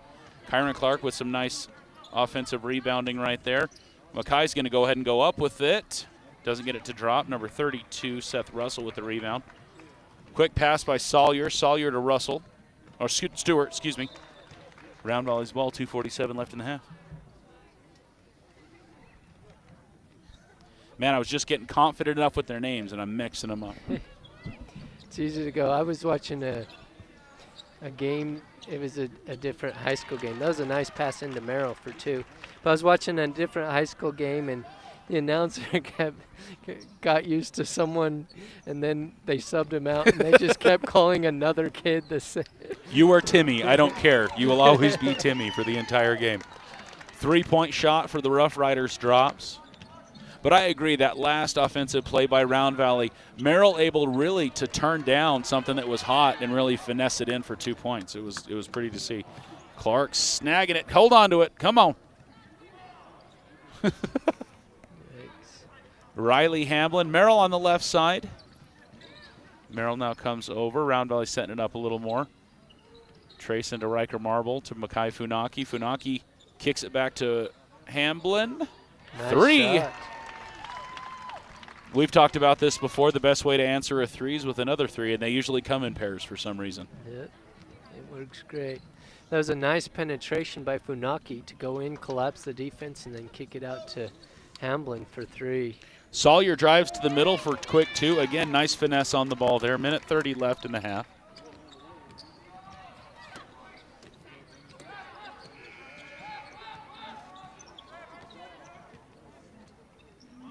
Hamlin picks up his dribble.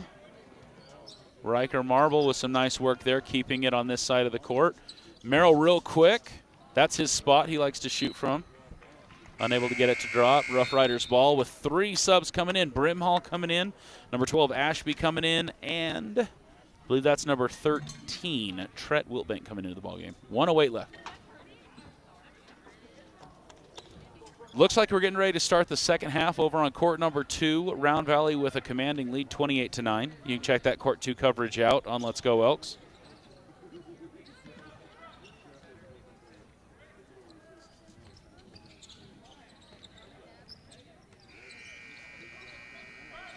Round Valley's in this 2-3 zone. Nice. Pass attempted to Ashby. Ashby not able to get up on it. Yeah, they're dropped back in this 2-3 zone, and their rotation was pretty good down there. If you saw, they're able to rotate and take away that middle so that they couldn't get good, easy passes in there.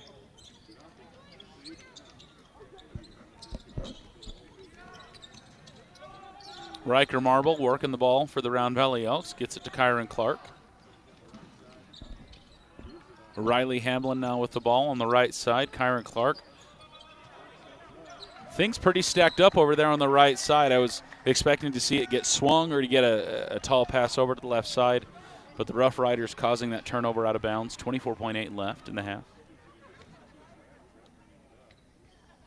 Pima slowing things down. Yeah. I think they're going to try to get one more shot here. Yeah, they're going to pull it out and just do one shot to go into halftime.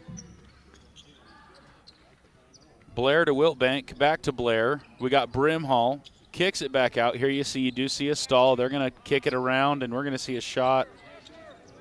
No, we're not going to see a shot. We are. Yeah. Halftime. Nice block there by Kyron Clark, able to read it, not allow them to get the shot. Score 12-35 here on Court 1 in the Dome as the varsity boys for the Round Valley Elks and the Pima Rough Riders head into the locker room. We're going to take a 10-minute break. Guys, we just started back up on Court 2 action. If you want to kick over there, we'll be back in about 9 minutes and 45 seconds. You're watching Let's Go Elks basketball here. Thanks for joining us. I'm Wesley McBride, joined today by Cass Pond and Mr. Stephen Pena. We're glad that you're with us. We'll be right back.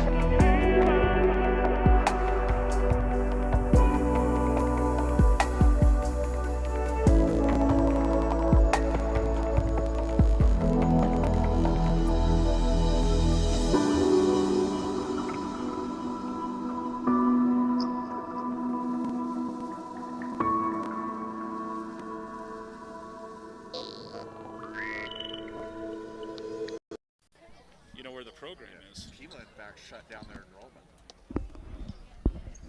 They wanted to stay too late. Guys, we're back at it. It's the second half. Sorry for no heads up. We had some people come talking to us. We're doing logistics for tomorrow night. We're back at the action, though. Second half basketball. Brimhall, we did find out, is a senior, not a sophomore. So, Yeah, and that was my fault. I apologize. I thought he was the one that dunked it in the last game. And so it wasn't him. It was the sophomore dunked in the last game, but I thought it was him that dunked it when we played him last time. as we were told, though, Brimhall is recovering from a pretty nasty finger injury, though.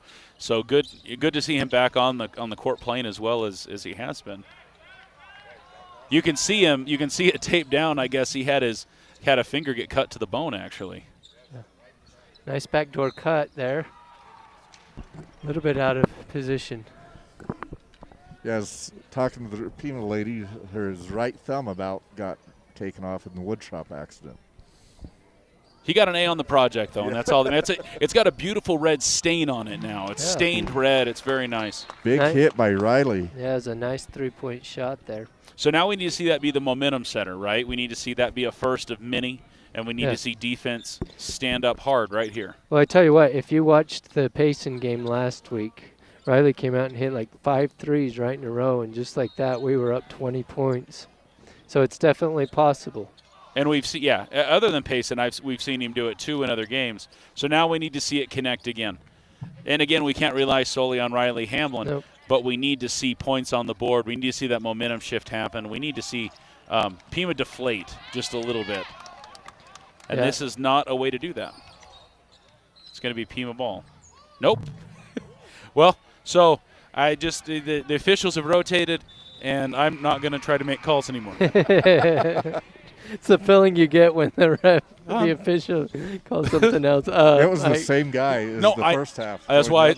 That's why I said the officials have rotated. But I'm not going to try to make calls anymore because I don't know what's going on. Seth Wilbank. Looks like out of bounds on Seth, right? Off dribbled it off his foot. You can see the adjustment they've already made on Riley. They're denying him the ball a little bit more just since that three. Speaks well to their program, being so dynamic, right? Picking that up one play in. We'll see what happens right now. Rough Riders bringing it down. Number 12, Ashby with the ball. Sawyer to Wiltbank. Wiltbank for three, no good. Kyron Clark with it. He's going to run on a breakaway. He has got one man to beat. Travel? Yeah, I don't know. No call. No call. The officials go to. Nice job by Seth to follow and get his own rebound. We're shooting two.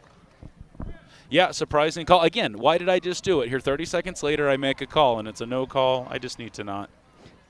Here, let's just mute my mic. Good luck in attempting to do that. Thank you, Cass. It's hard to watch a game and not be like, travel, double triple. Oh, man. That's a foul. That's out of bounds.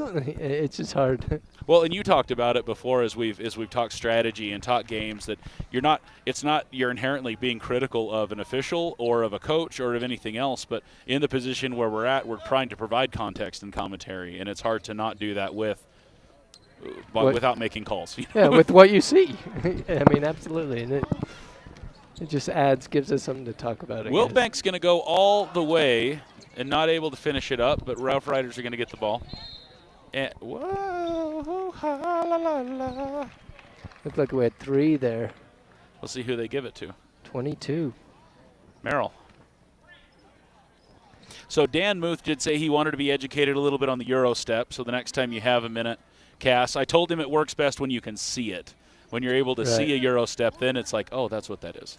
Okay, yeah, next time I'll definitely let him know. But you can definitely tell when there's the Euro step. That's why they call it, because I don't know what it is, about 10, 15 years ago, maybe even 20 years ago, all of a sudden you saw all these European players starting to make their way over to the United States, and you saw a lot of the way that they play a little bit different. And you start to see this Euro step where they're able to make two slow, really big steps as they're driving to the basket, so that it ended up becoming known as the Euro step. It's hard. It was like I was trying to think of how to explain it to him. Like, Dan, you just got to see it. once you see it, just because it looks weird, you're like, that's it. Right. That's what they're doing. And it looks like travel. Yep. And a lot of times, and that's what I said, about 10, 15 years ago when it started to make its way over to the United States, like officials really just keened in on travel every time you saw that Euro step. And then it got to be a part of the game because, you know, kids were practicing it and doing it more and Finessing more it, and yeah. more. Yeah. So we had a whistle here. 2 players continued to go on. They must not have heard the whistle, but it will be Round Valley's ball. 2 team fouls apiece. 5:17 left in the third. Oh, Makai Funaki. Yeah, that is going to be some backcourt action there. The players definitely need to be aware of where they're at when the ball is given to them right there at half court. Make that aware so that you don't take that step or do those things to go back court. Fundamentals. Yep. That's going to be Pima ball. Wait, should I talk? Yeah, I got it right. Yeah, he must have said Pima ball. Oh, nice move there by Grant Ashby of the Roughriders. Yes, it was. That's Pretty called up and under. Yeah, definitely an up and under. You fake it up, they get in the air, and then you take the step around them to go score. Jump ball. Yeah, we got a jump ball situation. Will be the Elks ball. Substitution coming in for the Roughriders. Skiba coming in. Skiba's dad is the voice of the Roughriders, just so you know. Yeah, we just had a good conversation with him. He's off to our right, live streaming a little bit right now.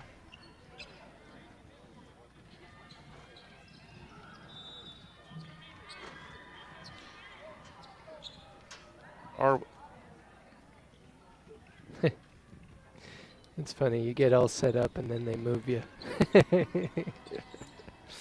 One of those things as a coach where you think, where's the ball coming in? And you set up and then they move the ball somewhere else. Like, well, that just ruined our whole play. Traveling. Well, and the interesting thing is the lack of communication from the official. He was just waiting for it to be recognized. Part of me makes me wonder if that's the mask. You know, you don't quite hear them, you don't quite understand, and they think you're hearing them. I don't know. I just know when you're on the court, you hear them speaking, and with the mask being there, it'd be a little bit muffled. Very less so. So, if you don't quite hear what they're saying. Riley Hamlin pulls up for a deep 3. It's going to be in and out. Rebound by number 12, Grant Ashby. 4:17 on the clock in the third. Skiba's going to take the shot from the side.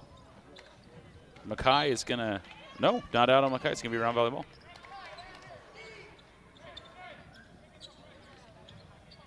Kyron Clark to inbound. Here we see the press again. Makai Funaki.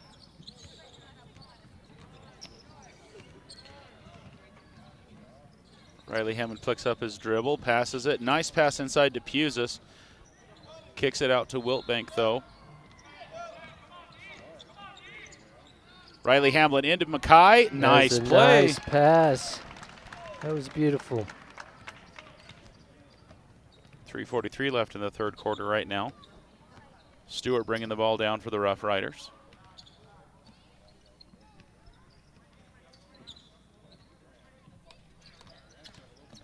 Grant Ashby kicks it to Skiba. Skiba backs around to Stewart.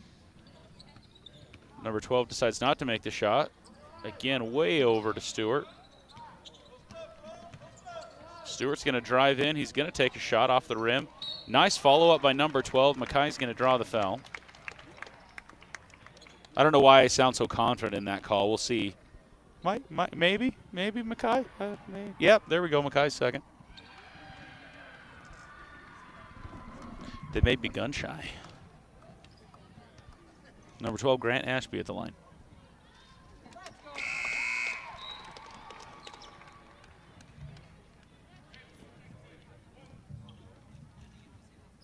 $17:40, 3:14 left in the third. Second one doesn't drop, but we have. It's going to be a violation against the Elks, so we're going to need another shot.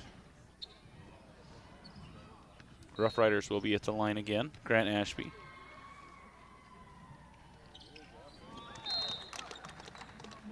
Timeout, half. It's going to be a 30-second for the Rough Riders. Now, if that free throw would have dropped, even with the lane violation, would they have just given them the point and moved on with the day? Yes. Because it's an advantage thing, right? Correct. He made it with the pressure, so give it to him. Right. 30-second timeout. Guys, you're watching Let's Go Elks. Yeah, you'll see the official make a fist as soon as he sees the lane Intent. violation. Okay. And then he'll monitor, did the shot go in, whatever, depending on who the violation's on. And if it goes in and it's against the defense, then he'll just ignore it. Sure. Looking right now, I see Skiba, I see Stewart, I see Sawyer, and Ashby, and 32 Russell. So no big changes other than Brimhall's out.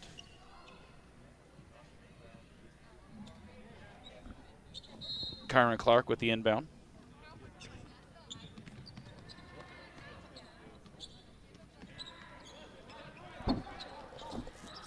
Makai Funaki crosses half court.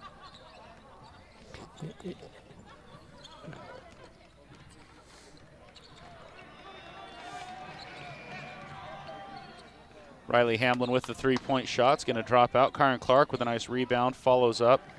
Makai jumps just a little bit too early, though, out of position to get the rebound. We have seen a few more opportunities now where Round Valley are getting second chances on the ball. They are having a few more opportunities to shoot.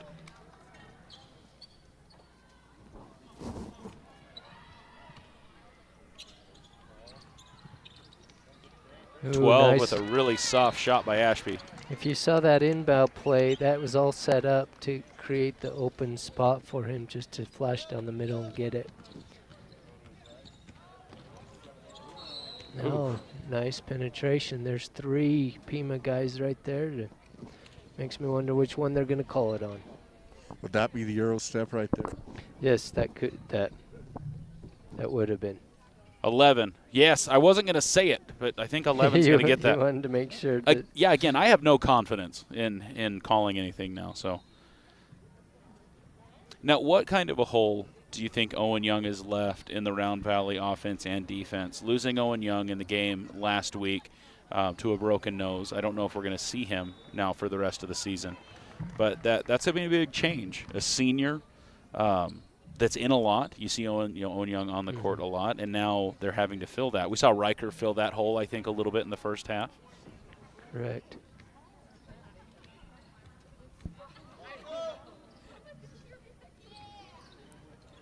Riley's second does not drop. Rebound or recovered by the Rough Riders. Number 3, Stewart takes a shot. Rebound by Ashby. Kyron Clark's going to snag it. Looking down court.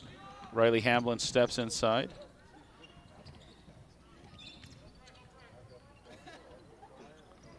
Kyron Clark with a shot. A little bit long, less than 2 minutes left in the third quarter of play right now.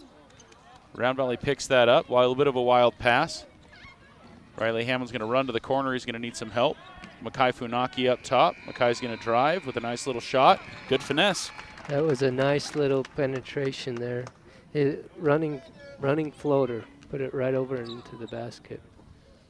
Being able to adjust and slow that down, moving that momentum into a different way. And it's impressive to see it slow down like that in the air. Seth Wiltbank going to go all the way again. All the way. Nice job, Seth. Pretty little touch there for the layup. 21-point ball game now. Elks trailing 22-43. 1:16 left in the third. Ashby touching the ball a lot for the Rough Riders. Yeah, if you notice, he's the type of player that moves and gets a lot of the little rebounds, little flashes to the right place. See, and there he was. He was ready for that rebound if it needed to happen. He was under the basket waiting. That was a nice post move there by 32. That's the sophomore. Yeah, he's the sophomore. He's the one that got the dunk last time that I thought was 51. Kyron Clark with a three-point attempt. Not quite there. Funaki, it looks like he pushed him out of bounds. I was getting ready to say flag on the play, and I stopped myself. Is that going to be the 4th team foul? Lots of subs. We're going to sub 4 for the Rough Riders. Wonder if they're going to pull it out for a last shot in the third quarter. 46-second stall right here. Yeah, just to slow the game just a little bit. That gives them 35 seconds on this side. They have 10 seconds to get it across half court. Is that correct, or am I off? Yeah, on the you have 10 seconds. So they're going to have to stall for about 25 seconds on this side before they make a shot, if that's where they're headed. Yeah.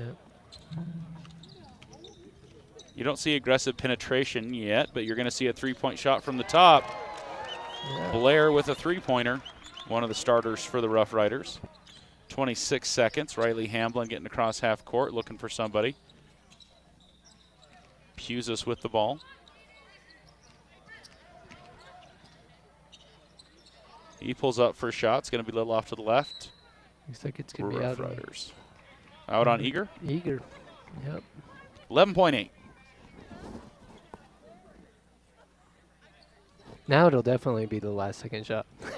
You had the right prediction. You were just 30 seconds too quick is what it was. I was just wondering if they were going to do that, and they didn't. But when you have wide open shots, you have a wide open shot, then, you look to – it's hard to not let a kid shoot it, Yep. Well, and with the score being what it is, you can take that gamble and take that three-point shot and have it miss and be just fine. And it did fall for them. So, guys, score's 22-48. We're going to take a 60-second break right now as the teams take a 60-second break. We'll be right back for fourth quarter action.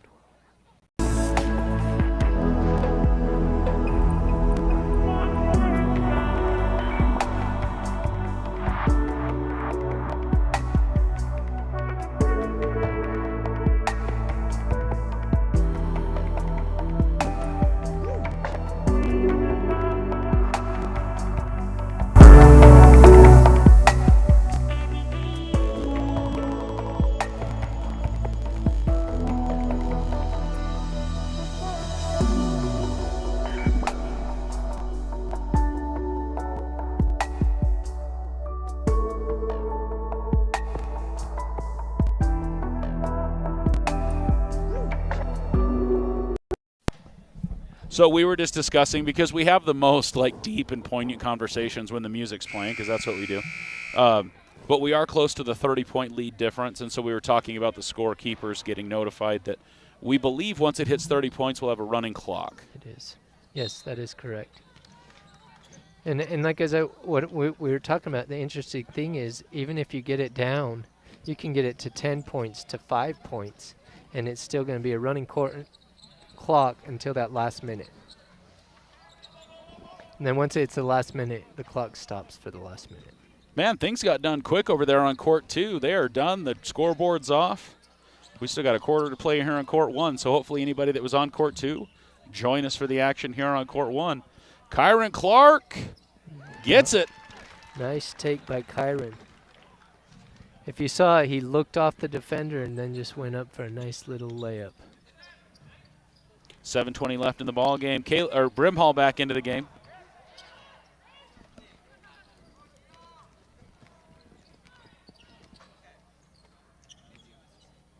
Kyron Clark to Hamblin. Eager for the three. Ooh. Off the top. Hold up.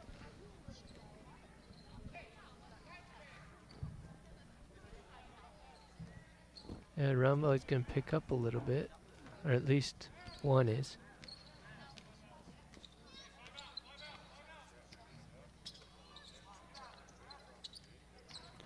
Brimhall on the right side. He's going to take the shot up. Wow. Nice strong finish there.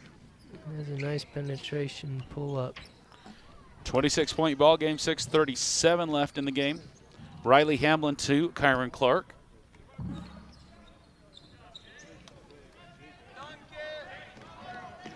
Sawyer goes up. Gonna draw the foul. I think that's gonna be Kyron. That's his first, I believe. Yeah, I don't think I've seen him get one so far. Yeah. So high school rules on dunking. What's that situation, Cass? As long as it's not dangerous, as long as it's not in the way. Yeah, you can definitely dunk. I mean, yeah, if you have the breakaway, the opportunity, you can even dunk on someone if you have the ability to do so. First one lands for Sawyer. The one thing you might have to be careful about is hanging on the rim, because you don't, especially at our division, you don't see a whole lot of dunks. Mm-hmm. And so a lot of times someone will dunk and they'll hang on the rim, and that's an automatic technical. Okay. Unless Safety, right? Safety. You can hang on the rim for safety, but if you're doing it to taunt or to wonder.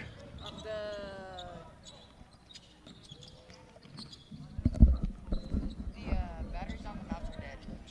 And It's not turned off. You looked underneath, it's on. Yeah. So you're still streaming? Yeah. Okay, I'll shut it off. I'll remote and do it right now. 3. Sorry, Cass. I just went to turn myself down so I could have a conversation with Ryan and turned you down. Oh. So if you want to recap your last 15 seconds, people don't need to know about the other stream. I was just saying it was a nice penetration kick, and Buzes hit that 3, so that was good to see. My bad. I should. I'm channel 1 before you get here, and then when you get here, we switch channels, and so it's totally my bad. There's a nice steal there by Round Valley, caused the turnover. See if we can capitalize. Nice shot by Guy, and he was just on the line, so it wasn't a 3.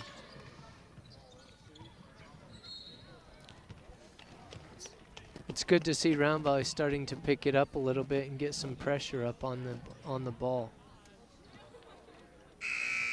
Create some intensity.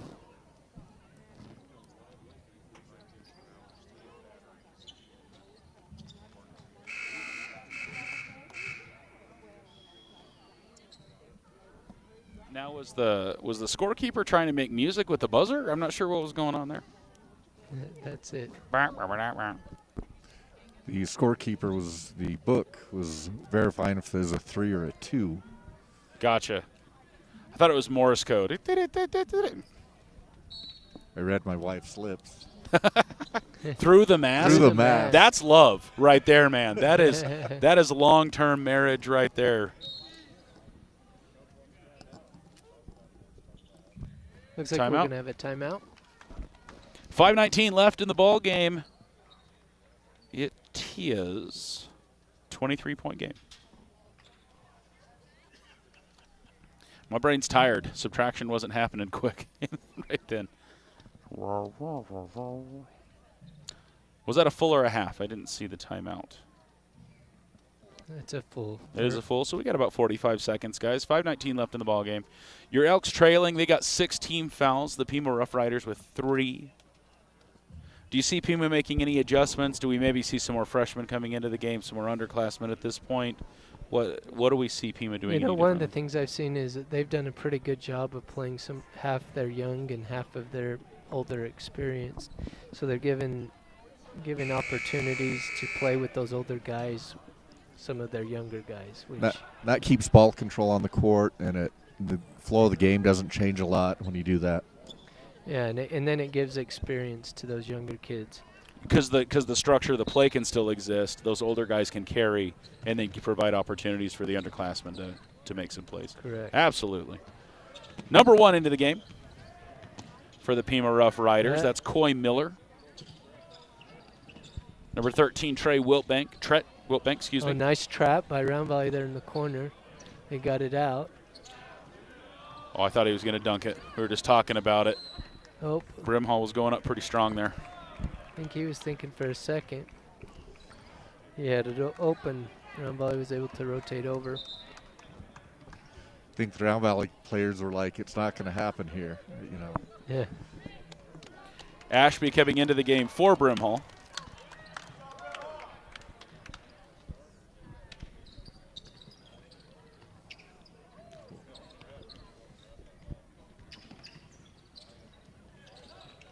On the corner.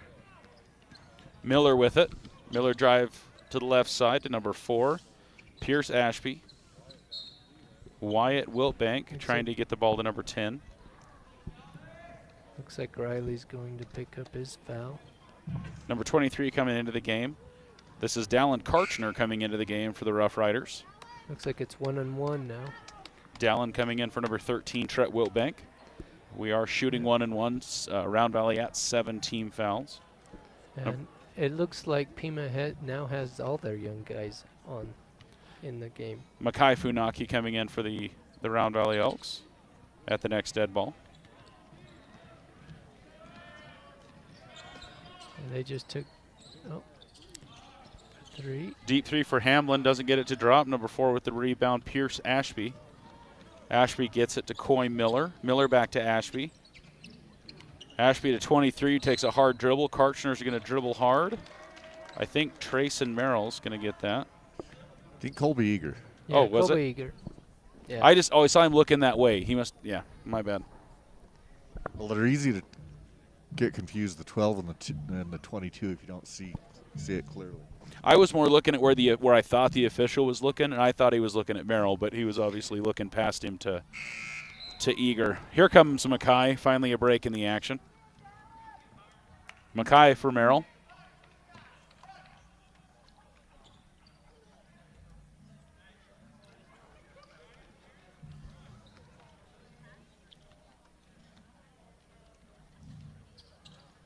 Second one doesn't drop. Mackay's able to snag it. 4:19 left in the ball game.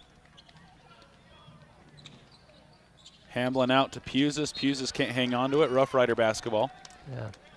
You know, and that was a difficult pass. It went right to his feet. Sometimes those are the hardest passes. And as a coach, you're sitting there saying, throw it up. He can't catch it at his feet, nor Right. can he do anything. You got to get him up in the chest. We are shooting 2 on 12 again. So that's Eager's 4th. 4:06 left in the ball game. 10 back on the line. A little bit of deja vu. I feel like we were here about 15 seconds ago. Happened quick, huh? That one bounces in. He's going to get it to drop. Pima looks like just a quick glance, about 50-50 from the line. They've had a lot of opportunities, somewhere in the high teens or 20 free throw opportunities this game. Pusis to Clark. Clark behind the back to the free throw line. Fades away with a shot. Doesn't get it. Yeah, 25 free throws is what they've shot for the game.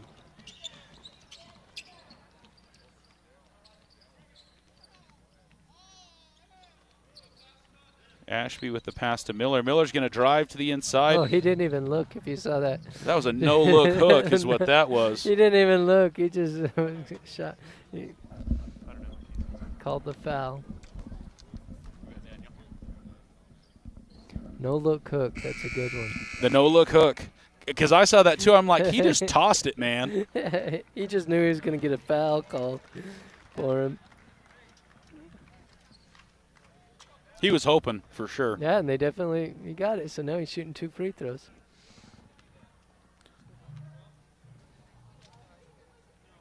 First one drops. That's good. Coy Miller. Little bit of a drive for our Pima fans that are on their way home. They've got to hit Mule Creek. Not the funnest drive. Listing some down on court 2. I think they're going to hit Big Lake tomorrow. Sounds like some of them are. Oh, there we go. Eager from the outside. Doesn't get it to drop on the side. Rough Riders. Coy Miller up soft. He's going to get 2 points on that. 29-point ball game right now. 3:17 left. Makai Funaki for 3. It's going to bounce a little short.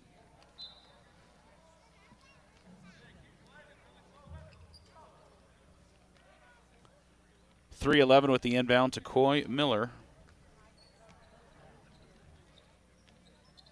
Wyatt Wiltbank passes into number 10, who's up and down and all around. Nice move there. Ashby back to Miller. Wiltbank to number 10. Thompson takes the shot. Doesn't drop. 23 comes back with it. Lots of movement. No jump ball. Mackay's going to end up with it. Still a 29-point ball game. Yeah.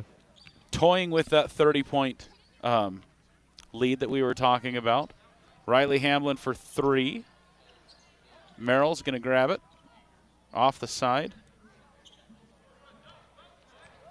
Coy Miller again leading the Rough Riders with a quick pass to number 2.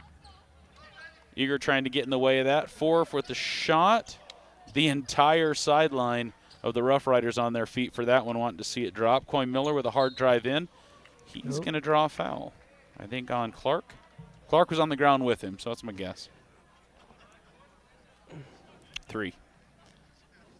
You know, he's come into the game and really put a lot of penetration into the lane, put some pressure onto the Round Valley defense. And as you can see, he's shooting free throws, or shot quite a few free throws in his last 4 minutes. He's definitely held his own since he's been into the ball game, so promising future for the Rough Riders with number 1, Coy Miller. 3 Round Valley Elks coming in. Stockton Brown, Seth Wiltbank, and Riker Marble coming in for Kyron Clark, Mr. Eager, and Riley Hamlin for the last 2 minutes 14 of the game.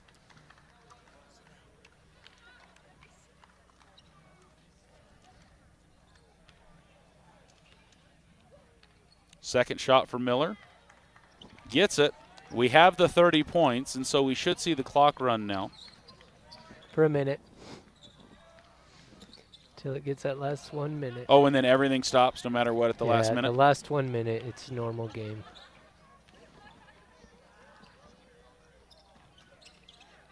Ashby with the dish to number 2. No foul there. Mackay's going to get it. And no call. He just totally double dribbled. What? What? It's like at this point of the game, the refs aren't going to call anything. Number 2, Wyatt Wilbank with the shot. Must be a fan favorite, at least the student section. Mackay is going to draw a foul. I think they were liking the push. That was it. So stops. The clock still won't stop on a shooting foul. Right. That's interesting. Nothing stops. Wow. And usually with a running clock, you at least see a shooting foul No. stop. No. It'll stop in a minute, though. We're At going to a see minute. it stop at Once 1 it minute. hits a minute, it should stop. Interesting. The only thing that stops the running clock is a timeout. Yep. Injury? That's Would an on-the-field Injury. injury Or cause it? injury. Yeah, official or Safety. team timeout. Yeah. Yeah, officials can stop it at any point. First one doesn't drop.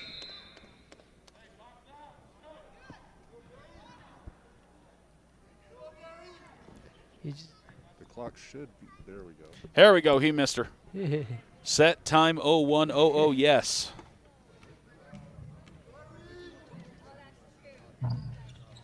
No rim on the second one, but we're going to let her roll. Clock's just going to start running now with 51-6. Coy Miller. Nice rebound there by the Rough Riders. Number 10, Leland Thompson, picking it up.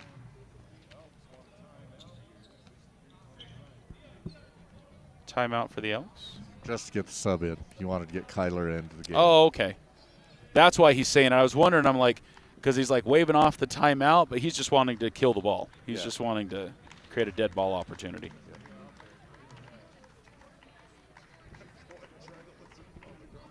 So Rominger coming into the game for the Round Valley Elks. 38.2 left on the clock as we wrap things up here in the Dome. Don't forget, we're going to be back for senior night tomorrow. Coverage starts at 3. We got 4 games for you, and that's going to finish up the regular season. All on court 1 tomorrow, right? Everything on court 1. 1 court coverage, 4 games.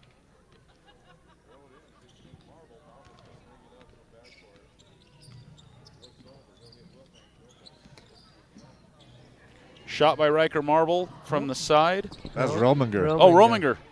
Marble's right there. Rebound Seth, put back not quite good.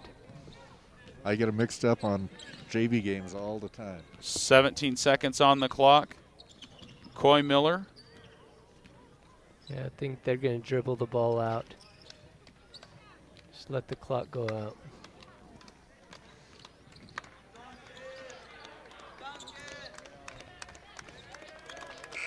That's going to finish things up. Things are going to end at a 29-63 score for the boys varsity here as we wrap up coverage of the Round Valley Elks hosting the Pima Rough Riders. Guys, we're back here tomorrow at 3 p.m. We appreciate you being with us. Thanks for joining us on Let's Go Elks. Don't forget to support our family of sponsors that we have that help us bring the action to you. A huge thanks to them. Huge thanks to Mr. Caspon for joining us again tonight. You'll be back with us tomorrow, correct? I will. That is correct. So thank you very much for having me. Cass will be back for the varsity games tomorrow. Those will probably be starting 6 and 7:30 if my math's working right. Thank you, Mr. Stephen Pena, working the camera and the third mic for us this evening, and also some of the Court 2 action, correct? Yeah, it's been fun. It's been a night. All right, guys. Well, everybody be safe wherever you're at. Let's make good choices, and we'll catch you back tomorrow here on Let's Go Elks.